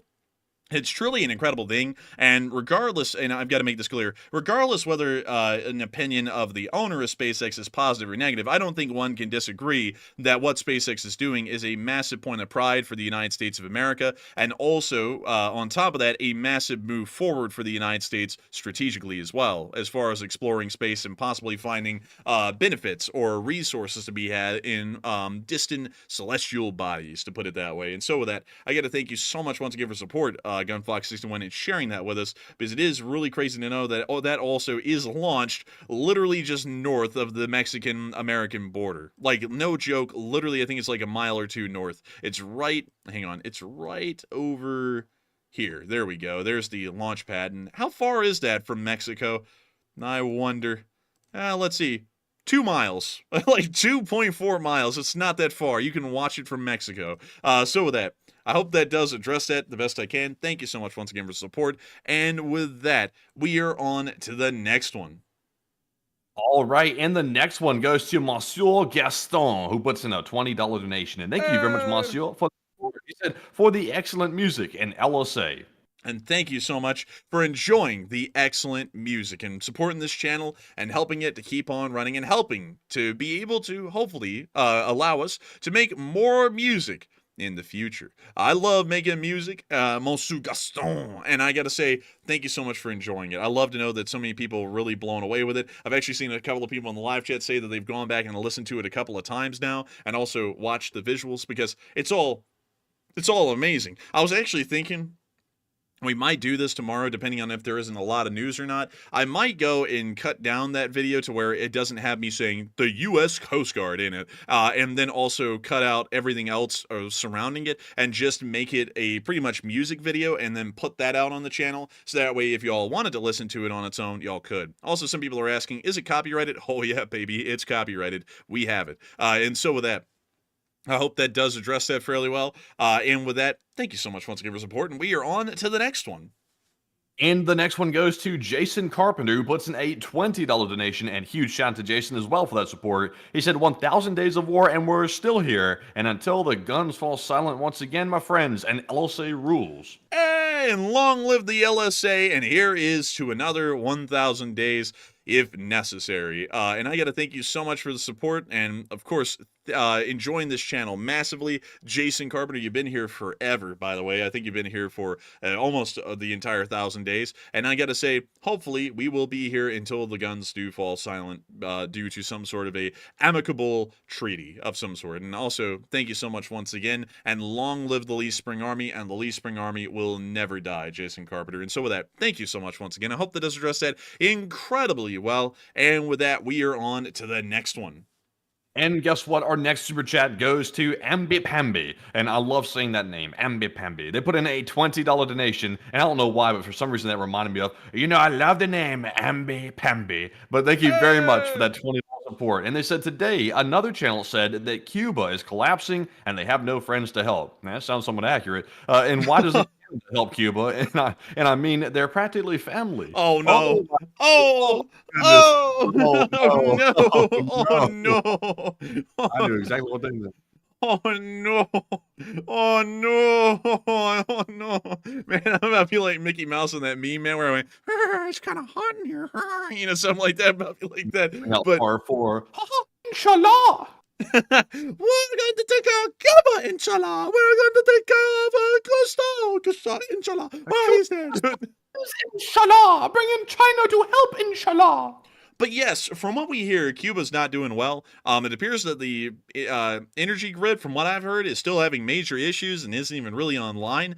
And the power grid's pretty important, even to a country like Cuba. So with it offline, they're doing terribly, badly even, horrendously perhaps. And so they're not going to be getting any better, to be entirely honest with you. And so with that, I thank you so much once again for the support and helping this channel to keep on running. And from what I know, they're not doing great. Also, I have to put this out there, though. They're not going to, like, cave in, though, like, and collapse. Like, Cuba's gone without power before, generally most of their history. So they should be fine. It's just that it's a really rough time for them down there. But with that, I hope that does address it the best I can. Thank you so much once again for support and helping this channel to keep on running. And with that, we are on to the next one. And up next, big shout out to Waba, who puts in a $20 donation and without a comment. But thank you very much, Waba, as always, for coming through and supporting the channel bigly. And we appreciate that very much. And Enforcer, what say you? I gotta thank you for the support, Wubba, and throwing in that super chat. You didn't throw in a comment, but the support means a lot, and it helps us to keep this channel running, because if it was not for folks like you, we would not be able to make this thing possible. We wouldn't have been able to make this thing possible, and we still wouldn't be able to keep it possible. And so with that, thank you so much once again, and we are on to the next one. All right, and moving on to our next one here. This one goes to Uncle Sam's Misguided Child, who puts in a $20 donation. And thank you very much, good sir, as well. He said, on to the next one. LSA, take one from the chat, please. Slava Ukraine, and thanks, fam. And thank you so much for the support, Uncle Sam's Misguided Child. And I got to thank you so much for moving this on into the next one. And of course, long live the Lee Spring Army, and we will make sure to take one from the chat. But before we do, Slava Ukraine, and long live the Lee Spring Army. So what do we got from the live chat, Matthew? So it looks like our first sponsored live chat here, which is sponsored by none other than Uncle Sam's Misguided Child, is going to go to Blue from the live chat here. They said, who does the support maintenance on the ATACMS? And was it you? Was it me? What did I?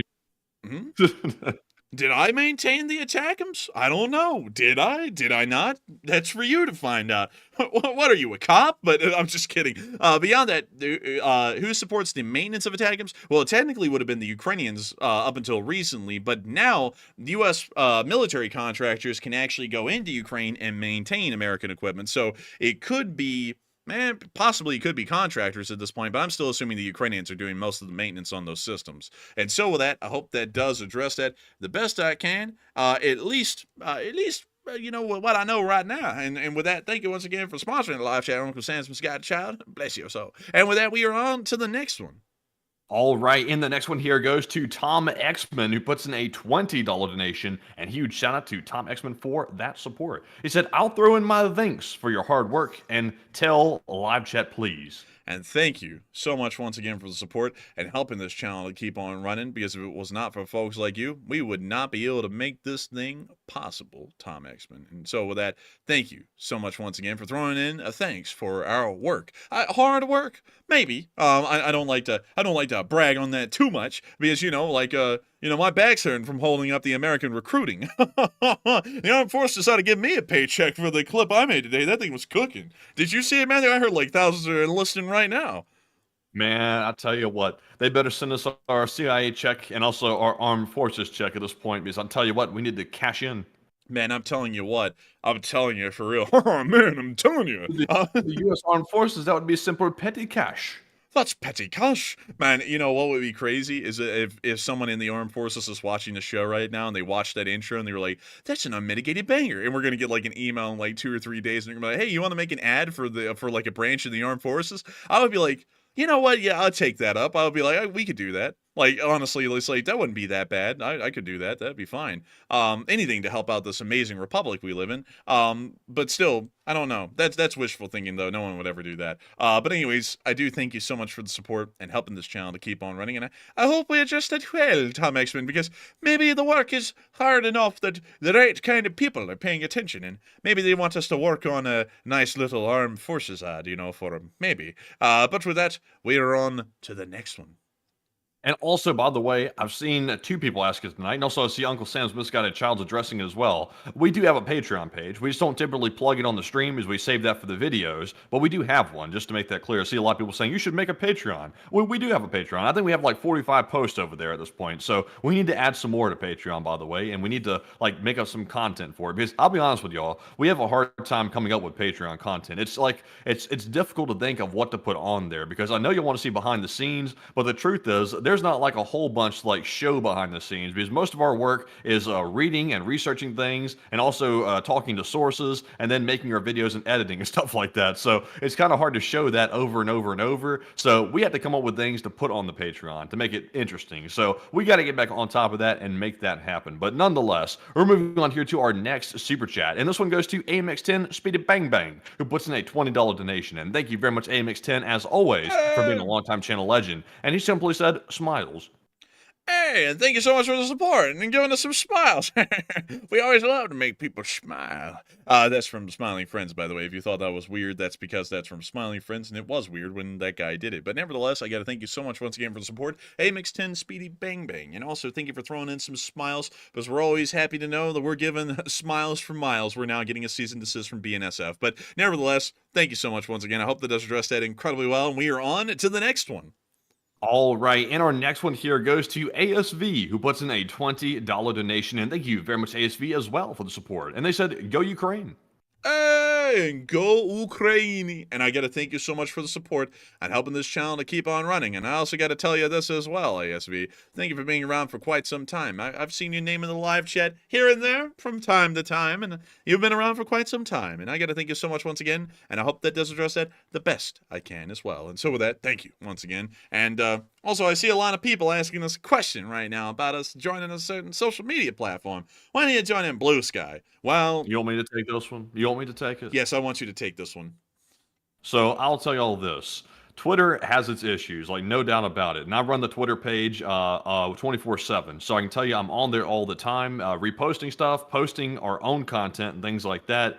And Twitter certainly is a bit of a cesspool in a certain way. But one thing that it is not is it's really not aligned with one political ideology or another one. I know some people are going to say, well, the guy running it, he's like hardcore one way. So he is that hardcore one way, but he doesn't necessarily bring that into the platform, at least from what I can tell. And also Twitter is still the top place to get intel from what I can see. So we currently have no plans of going over to any of the politically leaning social media outlets. That goes for Blue Sky, and that also goes for whatever that other one is that's floating around out there.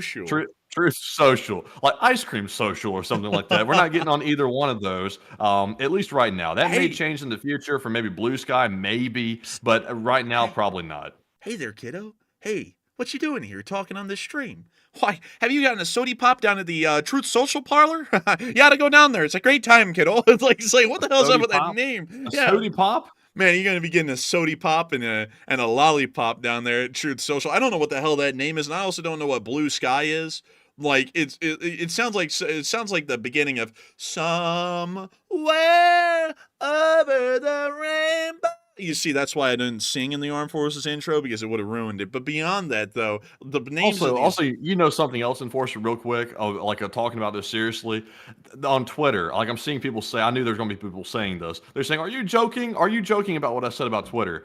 Like I said, it's got its cesspool aspect to it, but every social media platform has got that aspect to it. And all the people that ran off from Twitter and said, I am deleting my Twitter account because I'm going over to Blue Sky, all those people just left a massive void for the pro-Russian voices that were already on Twitter to control the entire narrative on Twitter, which is still one of the largest social media platforms out there. All the pro-Ukraine voices that just packed up bags and left, they just let the pro-Russians literally take control of the narrative on Twitter, which is stupid. Why would you do that? And we're not doing that. And also, some people are saying, what? Blue Sky is political?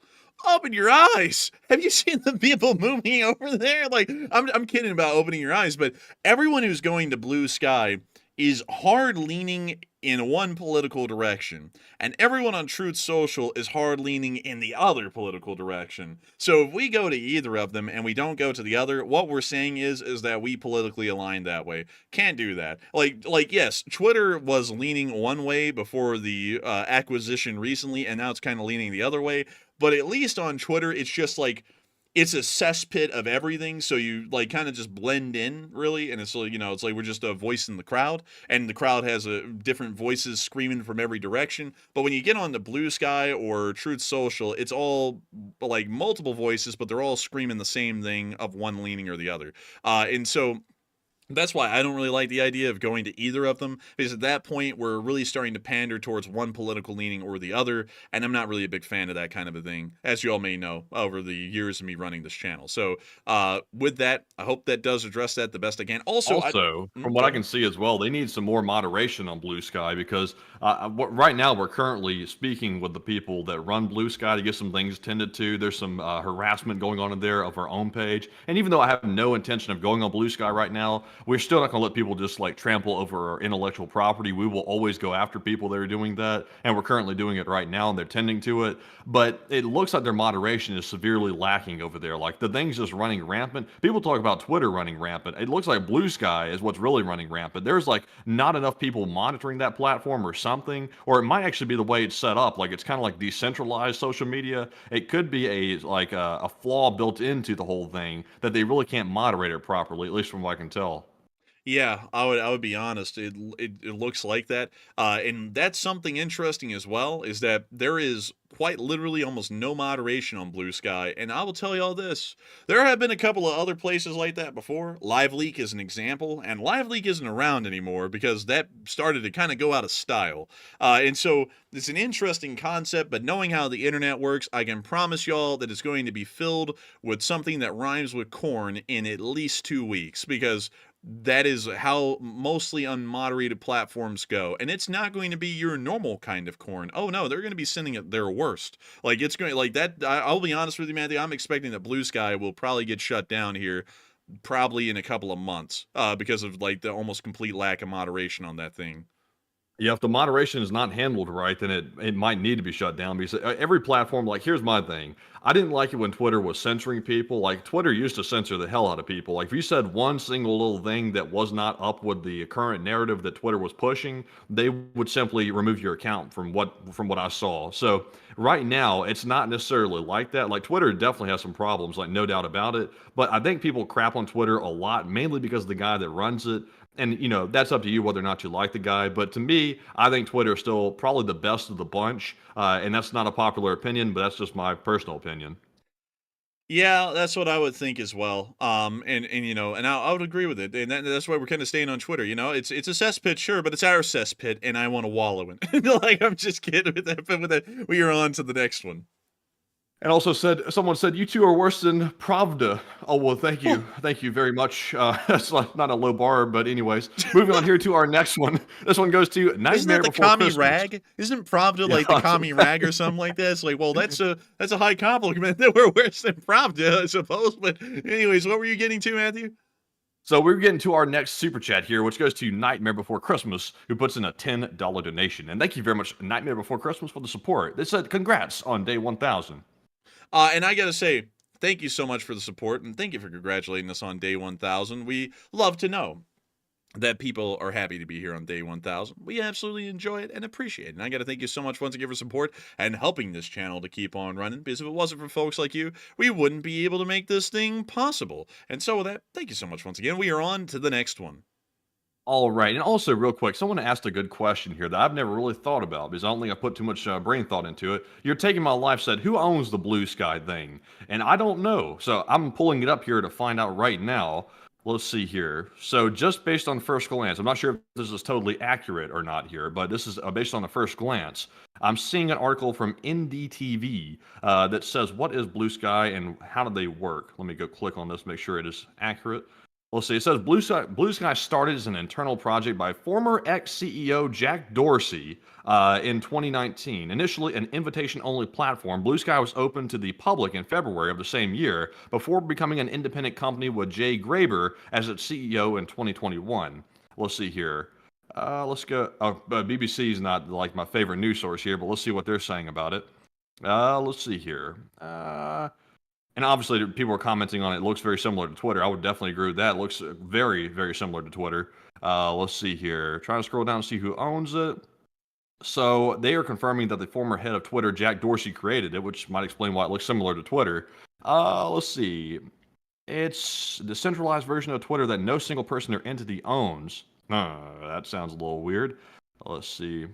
So I'm not seeing who necessarily owns it, but apparently Jay Graber, whoever that is apparently the current CEO of it. So who is that? Okay, let's see here. So I'm going to have to do some separate research before I comment on that any further, but interesting. I'm going to do some more research on that because I see the CEO now, and I'm going to look into that and see who this is. But anyways, Enforcer, do you have anything to add while I try to grapple with something real quick? Man, I don't know, man. I'm just over here looking at blue skies. But anyways, we're on to the next one. All right, so moving on to our next super chat here. This one goes to Astesian, who puts in a $10 donation, and thank you very much, Astesian, as well for that support. I'm not sure what they're saying here, Enforcer. Do you know what this means? Do you see the spreadsheet? I'm going to have to look at the spreadsheet really quickly. Allow me to confide in the spreadsheet in Enforcer Matt, and let me see here really quickly. I don't know what that means. I'll be entirely honest with you. I do thank you for the support, though, and helping this channel to keep on running. But sadly, I think we're going to have to skip on that one because we don't know what it means. And if we don't know what it means, we usually err on the side of caution these days and we just don't read it. And so with that, thank you so much once again. And we are on to the next one. And our next one goes to Philip Lamebull, who puts in a 10 and says LSA.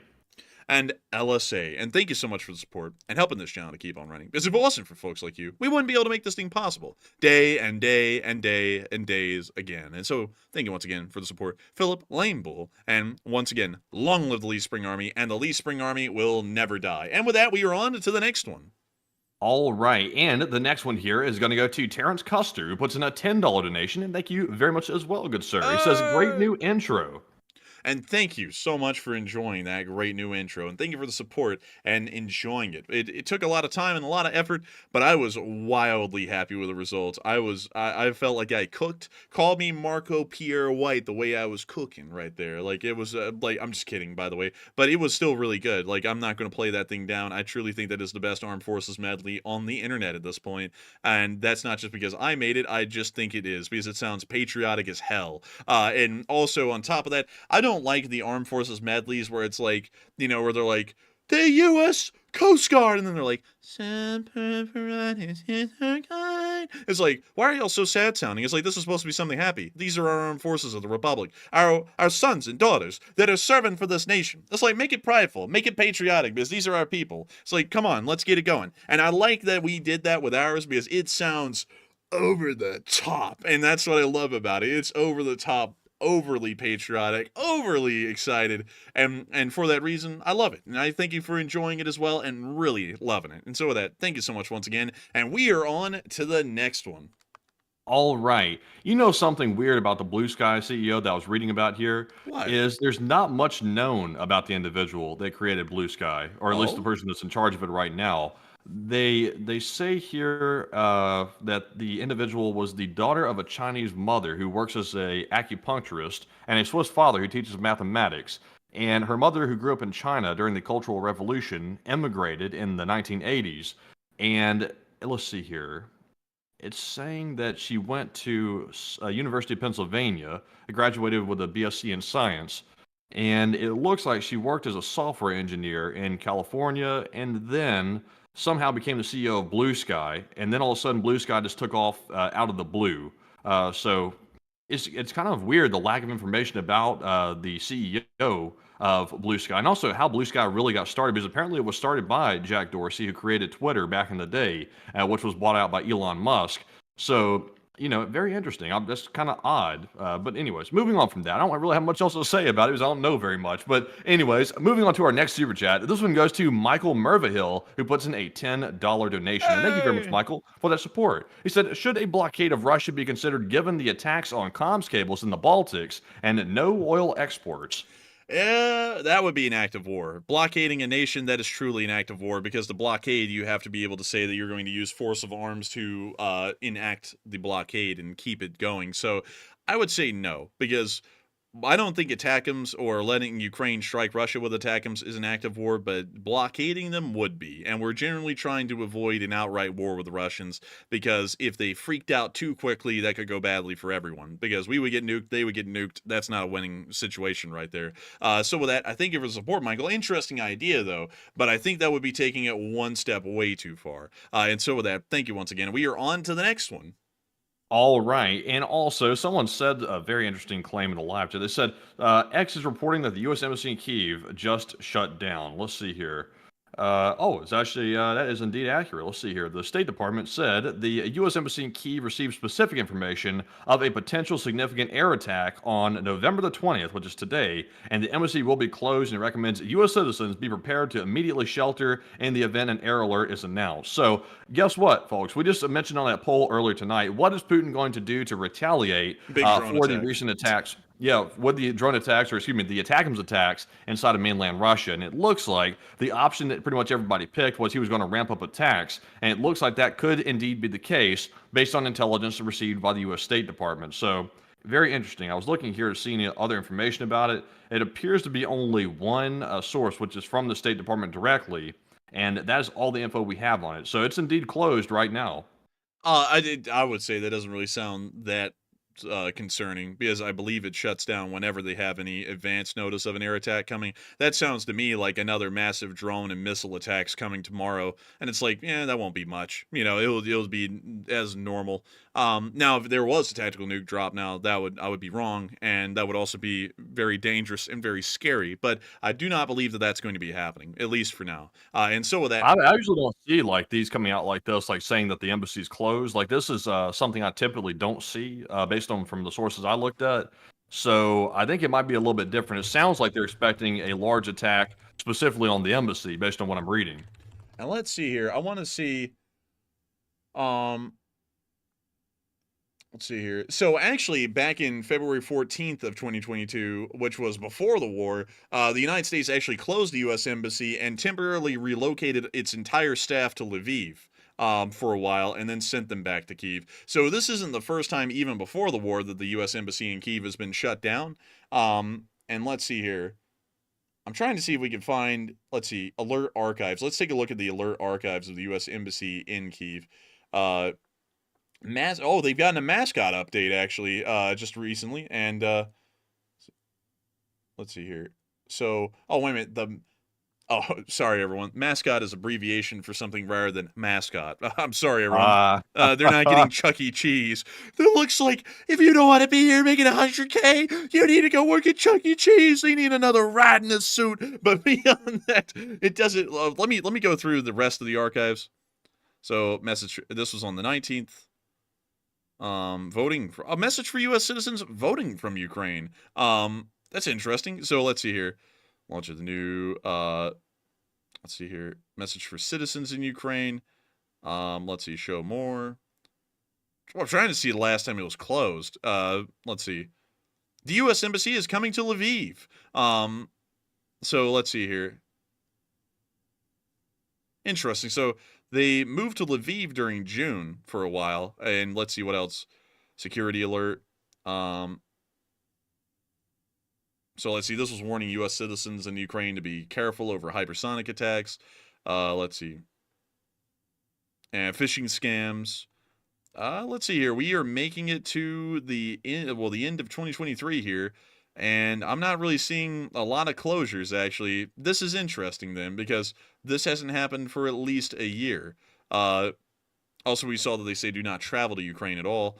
Heightened missile attack threat, security alerts. Let's see here.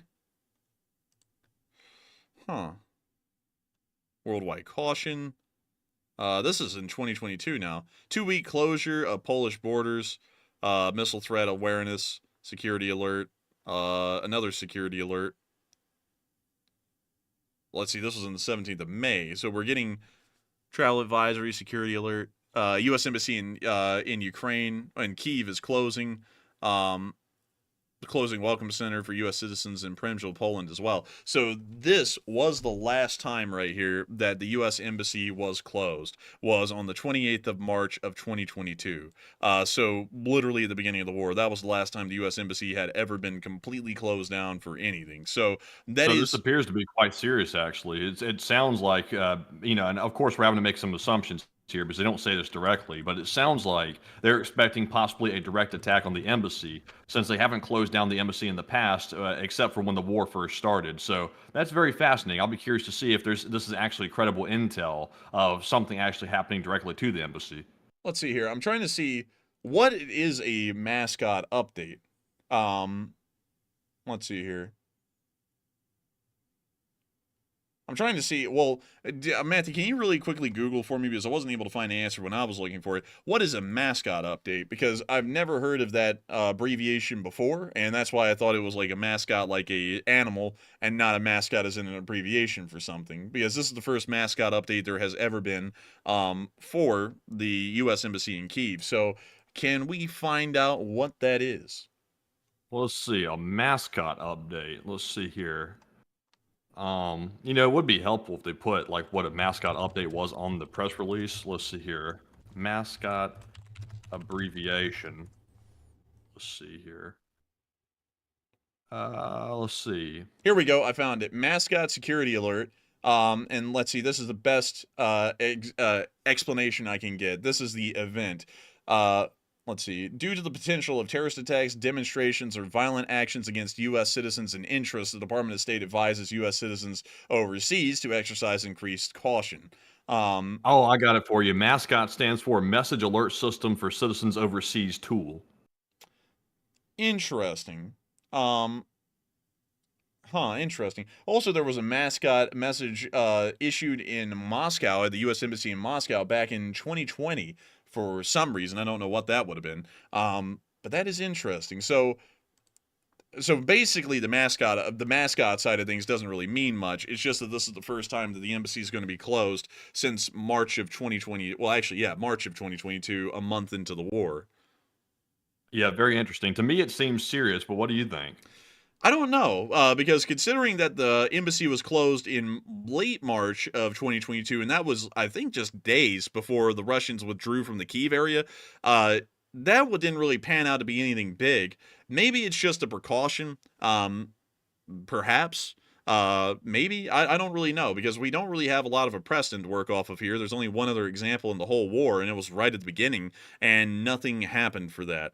Nothing happened as a result of that embassy closure. Like, there was nothing big that really constituted it. It was just a precaution. So right now, the only precedent we have is that it's a precaution and it doesn't mean anything. But considering what has happened today and the Russians, nuclear saber rattling stuff, maybe there's a reason to this one. Not entirely sure, though. We'll honestly find that out tomorrow. And if anything crazy does happen, we will be covering it live.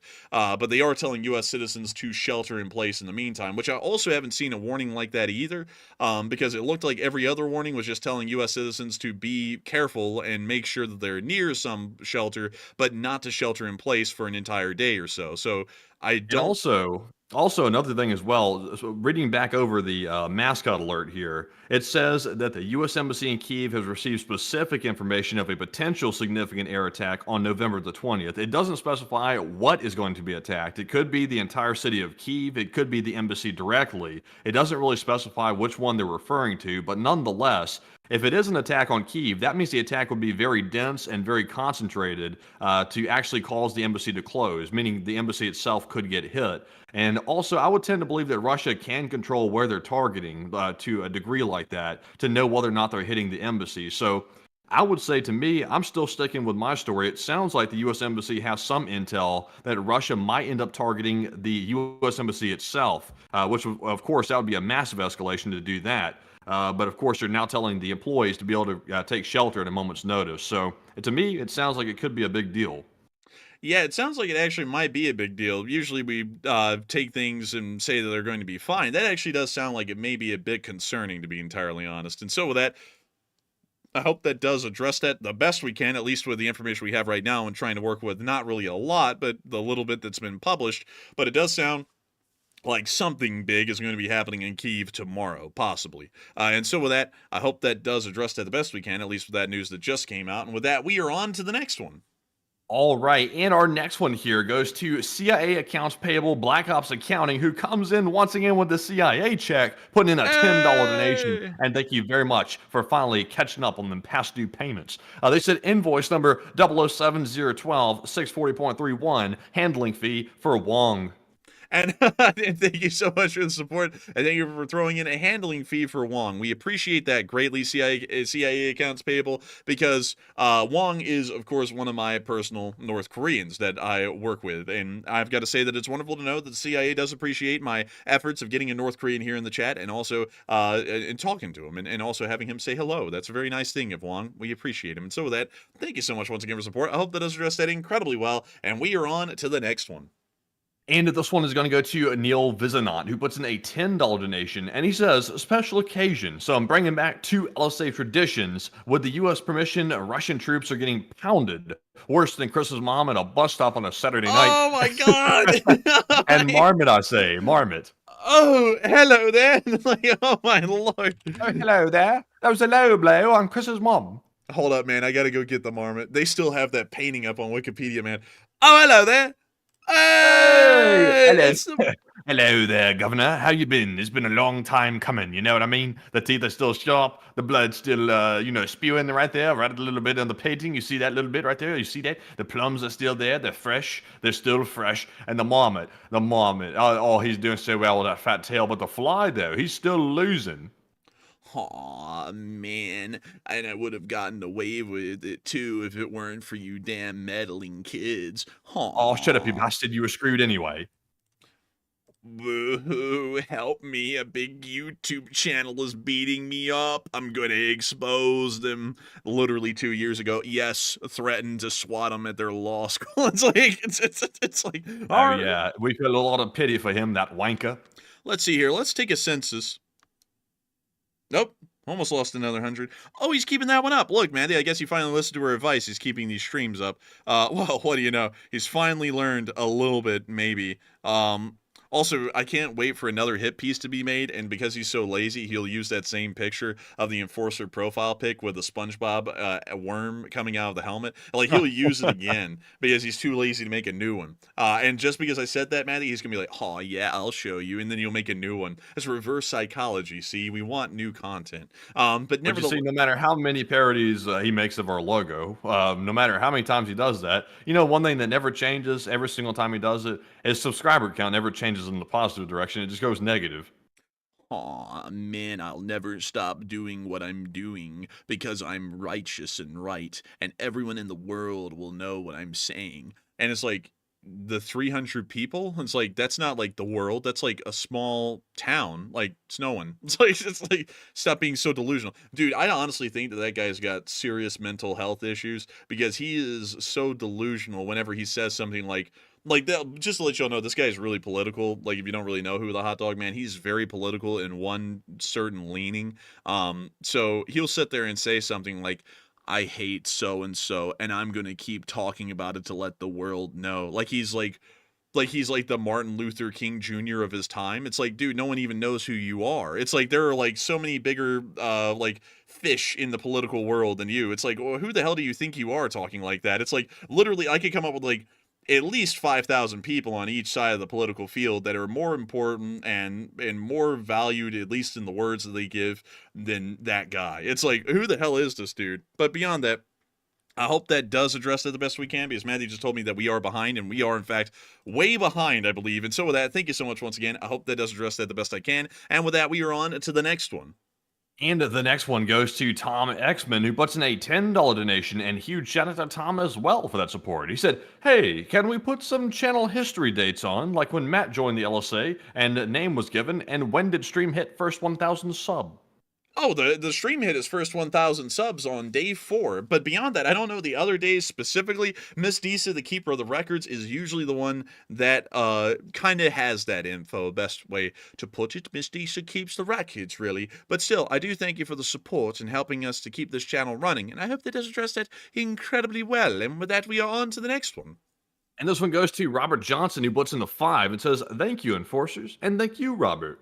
Hey, thank you so much for the support, Robert, because we're happy to have you here. And we thank you for supporting the channel. Truly, we do. And so with that, we are on to the next one.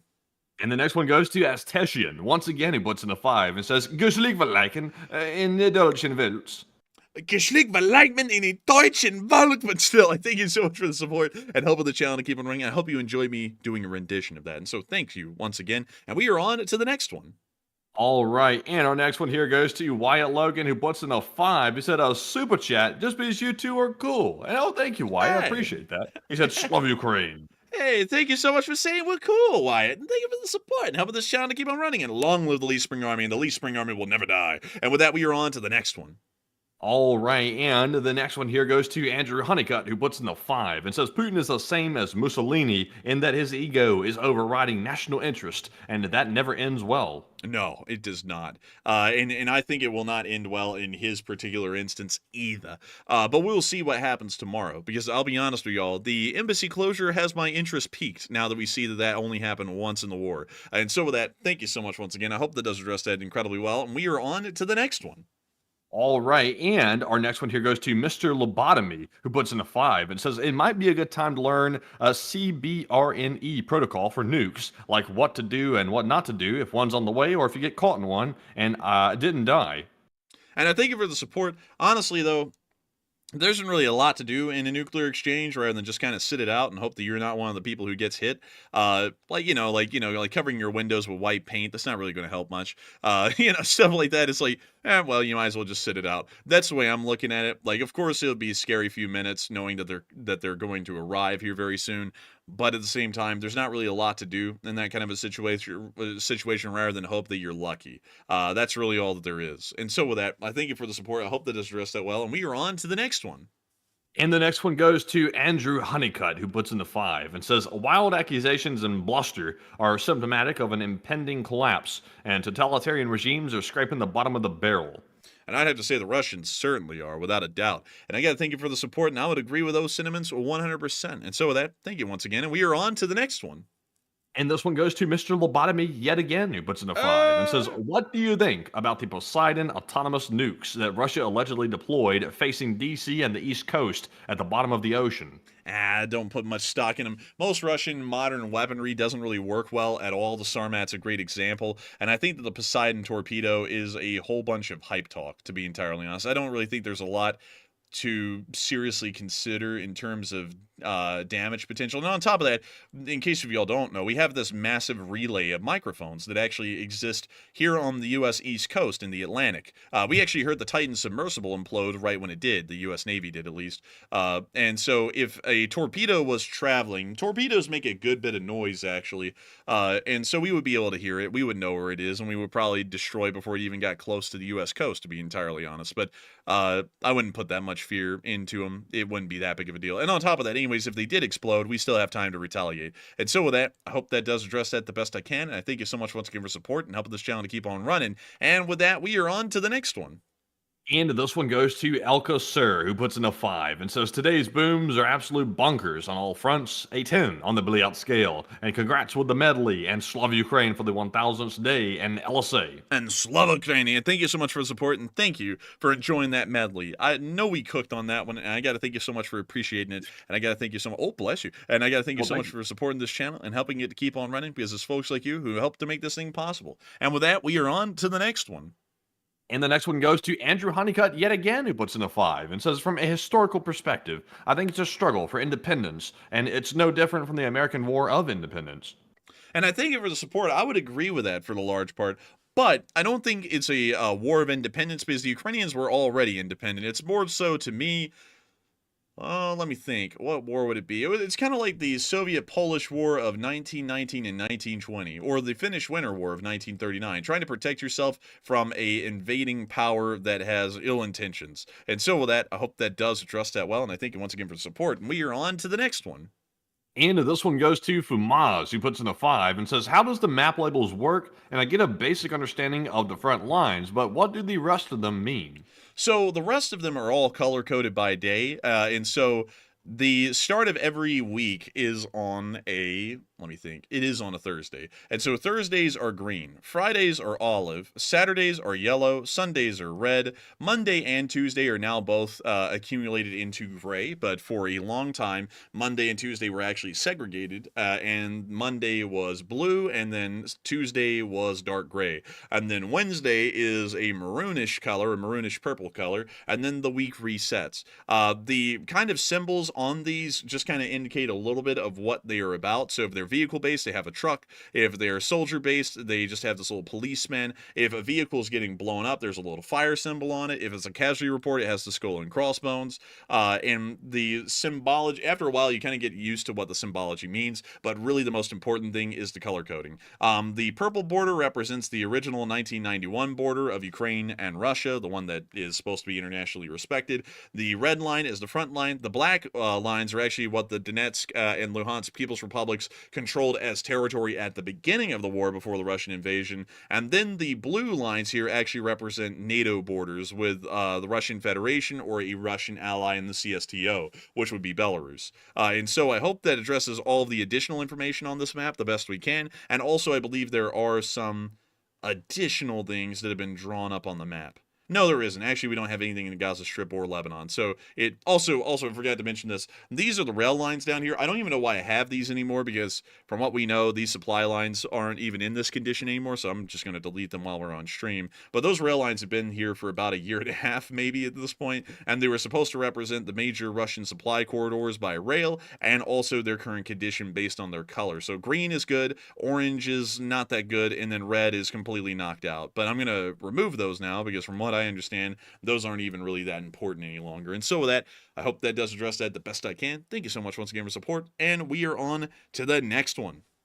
All right, and up next here, we have a super chat from Ed. This is Irish Ed who puts in a $20 donation. And Ed has been fighting with the super chat system all night because it's been trying to censor his super chat apparently all night long. So I'm happy you got it sorted out, Ed. And also thank you for persevering with the somewhat finicky YouTube system that sometimes it works and sometimes it has a little bit of an issue. But thankfully, it seems to work right now. And Ed says, Irish Ed here, and question, Kim Fat has been treated like a king by the USSR, and y'all think that Putin could talk him into letting a nuke fly? And if so, Putin's hands are clean, and what would our response be?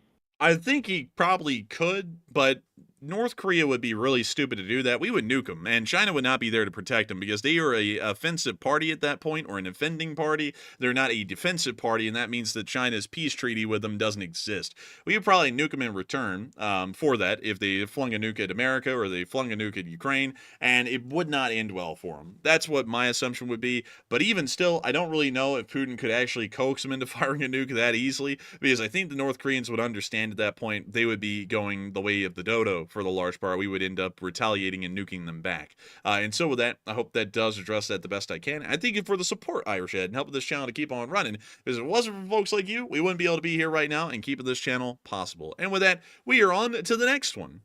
All right, and our next one here is going to go to Jay Kai, who puts in a 2 and says, hi all, and hi Jay. It's good to see you once again, and thank you for the support. Also, huge shout out to Joseph Ribe for putting in a 2 as well, and not leaving a comment, but thank you very much as well. And also, while we're at it, huge shout out to Mark Andre Burnett, who's a channel legend, who puts in a 2 and says, I'm proud to be one of the LSA legends. Hey, thank you so much for being an LSA legend, and thank you for the support and helping this channel to keep on running as well at Marc-Andre Brunette, because you are a channel legend and an old guard as well. And so with that, thank you so much once again, and we are on to the next one. And this one goes to Mr. Lobotomy yet again, who puts in a 2 and says, shout out to everyone who was issued a Rhino NVG mount. Hey, and I actually do not have that mount, but still, thank you for the support, and a big shout out to all those folks. Don't know specifically who was issued those mounts in particular, but still, a big shout out to y'all, whoever y'all may be. And so with that, thank you so much once again. And we are on to the next one. And this one goes to Jay Kai, who puts in a 2 and says, if you re-record, you own it? What in that's in pertainment to what? I don't know. If you're talking about re-recording the like orchestra and someone Absolutely re-records it, they absolutely do not own it. In fact, that's a copyright infringement at that point. So that would be a terrible thing for them to do. That would be a disaster, actually. Re-recording something does not give you a right to then republish it. I got to make that clear. That's pirating, actually. Yeah, that is piracy, and I believe piracy is actually a serious criminal offense that usually incurs a pretty significant penalty or prison time. I believe it's actually a felony to conduct piracy, but still, I hope that does address that somewhat well, at least the best I know. And also, I do have to say this. If people reach out to us and ask us if they can use it, we may give permission, but that's not guaranteed. Generally, work off of the premise of this Armed Forces Madly is not for redistribution or republishing, because we will probably be strictly enforcing the copyright on that thing, because it, like, just to put it out there now, I'm not like any other copyright holder. It cost me $5,000 to make it. Of my money, and so I don't really like the idea of someone just coming in who didn't put a cent into the thing, re-recording it, and then just putting it out as their own, because they're just pissing on the $5,000 amount that I put into making that thing for it to exist. So if we ever see it being put back out there and no one ever asked for permission to republish it, and we didn't give the permission for it, we are going to be going after people who do that.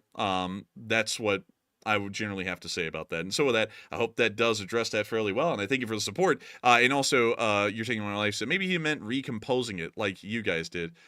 No, I think he said recording it, like re-recording it, like just recording it and then putting it out. And let's see here. Let's see. Yeah, that's generally what I mean, because recomposing, anyone can recompose the Armed Forces song. You can actually recompose any song you want, like lyrically, and as long as it's your own original work from the ground up, it's perfectly fine. But as far as that goes, generally, like with just re-recording our track, that's 100% copyright infringement if you don't have permission to do that. And so with that, I hope that does address that the best I can. And also, Melanie16040 said, did you guys actually file the paperwork to register it with the U.S. Copyright Office? I believe Budapest Scoring did, if I remember correctly. But beyond that, I hope that does answer that fairly well, and we are on to the next one. You know, Enforcer, you're talking about finding ways to fund your music projects again. One thing that someone just mentioned in the live chat here said, do an LP. We could do like vinyl versions, like pressed vinyl of the actual like song itself, and like have the really cool artwork on the front of it as well for like the channel and all that stuff. That could be a pretty cool idea. That could be a pretty cool idea. We're trying to think of different ideas for that, but one idea that I generally had, because I don't really know how we would do that in the background, and I think Matthew knows kind of what I mean by that, is that it takes a lot of money, and generally, I don't know how much profits would be made on the vinyl record side of things. I think we would have to look into that, because if there wasn't a lot, like we could make loads and loads of sales, but it wouldn't really produce new music. And also, I have to look into the redistribution rights, because we do have rights to the song, but I'm not really sure how inclusive those rights are. And so I have to check with Budapest Scoring for that, because I know that we can take it and replay it. I don't know if we can resell it as a vinyl, and that's why a while ago I was saying we might do victory bonds things, so that way we can fundraise for it and we can get the funds to make more music, and y'all can get a neat little letter and maybe some sort of a special commemorative stamp that we can make to go with each victory bond thing that we would make. But at the same time, it's not redistributing the recording possibly without the rights to do that. Because we have the rights to play it, but we don't have the rights to individually resell it. I don't know about that. I'll have to go check on that. But still, I hope that does address that the best I can. And I thank you so much for bringing that idea up. It's not bad. And if we had the ability to do that, we might do that. And with that, we are on to the next one. And the next one, excuse me, goodness. The next one here goes to Jack Ray, who puts in a $20 donation. And thank you very much, Jack Ray, as well, for that support. Goodness gracious. Dang. Jack Ray says, I look forward to your streams, and thanks. And thank you so much for the support and helping this channel to keep on running. Thank you for enjoying the streams and looking forward to them. And so with that, thank you so much once again. And we are on to the next one. And this one goes to Uncle Sam's misguided child, once again, who puts in a 2 and says, happy birthday, Godzilla, and a yeehaw, LSA. And yeehaw! And thank you so much once again for the support and helping this channel to keep on running. And with that, we are on to the next one. And this one goes to Famaz, who puts in a 2 and says, thank y'all for the clarification and God bless the LSA. And thank you so much for the support. And of course, God bless the LSA and long live the LSA. The LSA will never die. And so with that, we are on to the next one.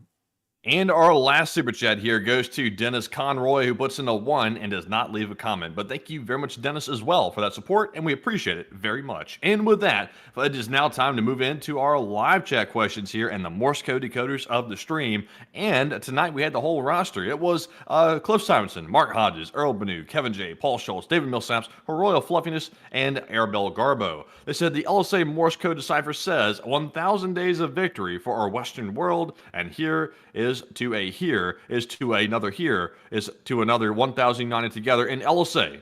I think there was a little typo in there, but I think so.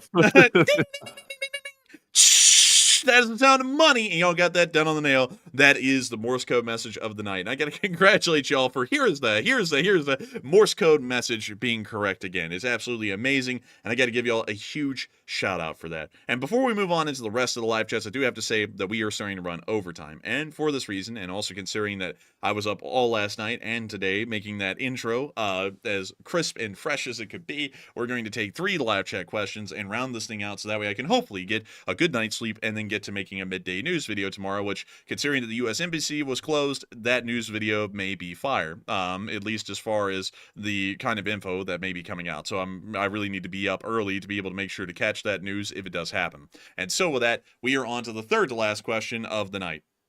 And also, it looks like that idea for vinyl records, I'm telling you what, it looks like that might be a popular one right there. A lot of people were talking about, give me a couple of them vinyls. And I just looked into it, and it looks like it could be feasible. So that might be a way we might fund some future music projects in the future. But anyways, moving into our first live chat, the third to last one. This one goes to, well, guess who? It's going to go to Defender Marcy LSA, who says, is it possible for Ukraine to reach with the ATACMS the airfields that have the bombers for Russia? Yes, it actually is possible for them to reach some of them, although the strategic bombers in Saratov are still out of reach at the moment. And so I hope that does address that fairly well, and we are on to the second to last question of the night. And this one goes to Can't Get Right, who says, I live near Cheyenne, Wyoming, Air Force Base and silos everywhere, and is it time to build a fallout shelter? I wouldn't say it's time to build a fallout shelter. Maybe it's not. I believe these are actually some of the. Wait, hang on. Let me see here. Where are they? Where are they? We went on a wild goose chase for these before, and for some reason could never find them. But then we did. And then I was like, oh, look at that. Oh, let's see here. No, that's not one of them. That's just a house. I think it was like further east. Where are they? Where are they? Well, we're waiting. It's like, I don't know where the hell these things are. I never can find them when I go looking for them. But then someone will be like, they're here. And then they're right there. Like, I literally would pass right over them. But beyond that, I wouldn't worry about building a fallout shelter. It's like, honestly, like, quite truly, it's all up to raw luck. And also, airbursts create very little fallout. So with that, I hope that, well, that would be direct ground impacts out there because of the silos. So I don't know, maybe you want to, but generally, I would say it shouldn't be that big of a concern because if a nuclear weapon hit, chances are, you're running a 60% chance you'll be dead in the first year. So it's, not really a successful investment because you're betting against the odds. And so with that, I hope that does address that the best we can. And before we get to the final question of the night, we have one last super chat to address right here. So Matthew, what do we got? All right, so this one goes to Adam McLean, who puts in a $10 donation. A huge shout to Adam McLean once again for the support. Hey! He says, are ATACMS missiles too expensive to waste on oil infrastructure in Russia? It depends on the kind of damage that they would cause. If they caused a great deal of damage to oil infrastructure, it would be economically viable. It could probably cost tens of millions, if not hundreds of millions of dollars of damage pretty easily. So I would say it probably is economically viable to use an ATACMS against a oil depot or an oil refinery.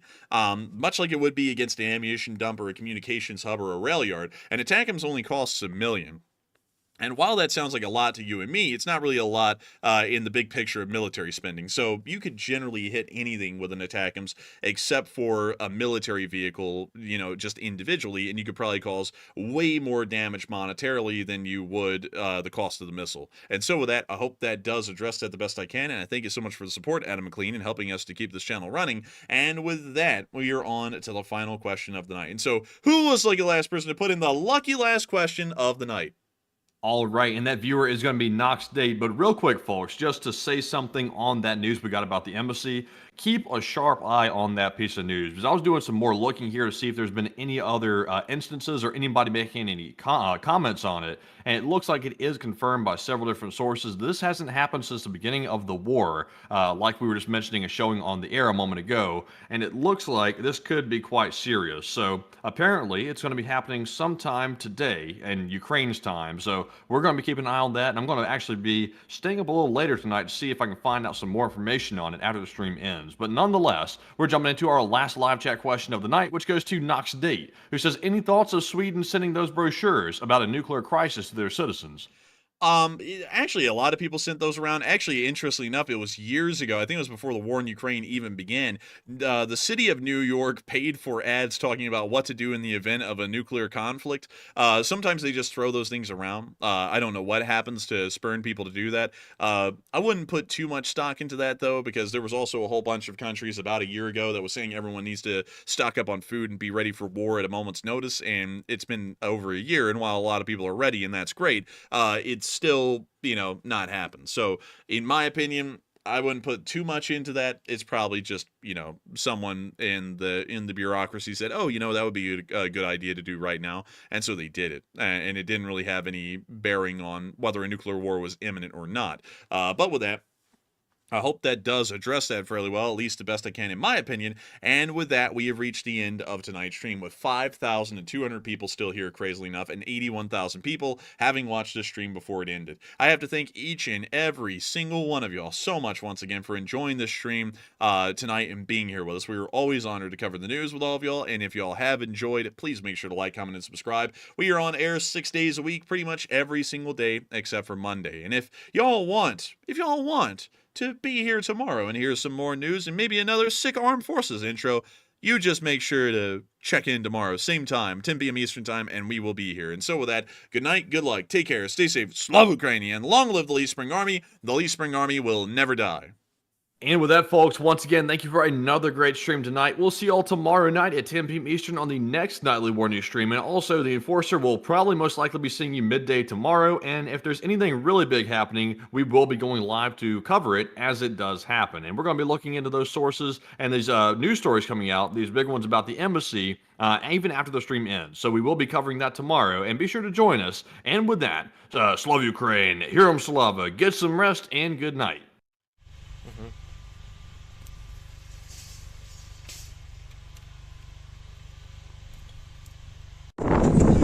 The Lee Spring Army sends its regards.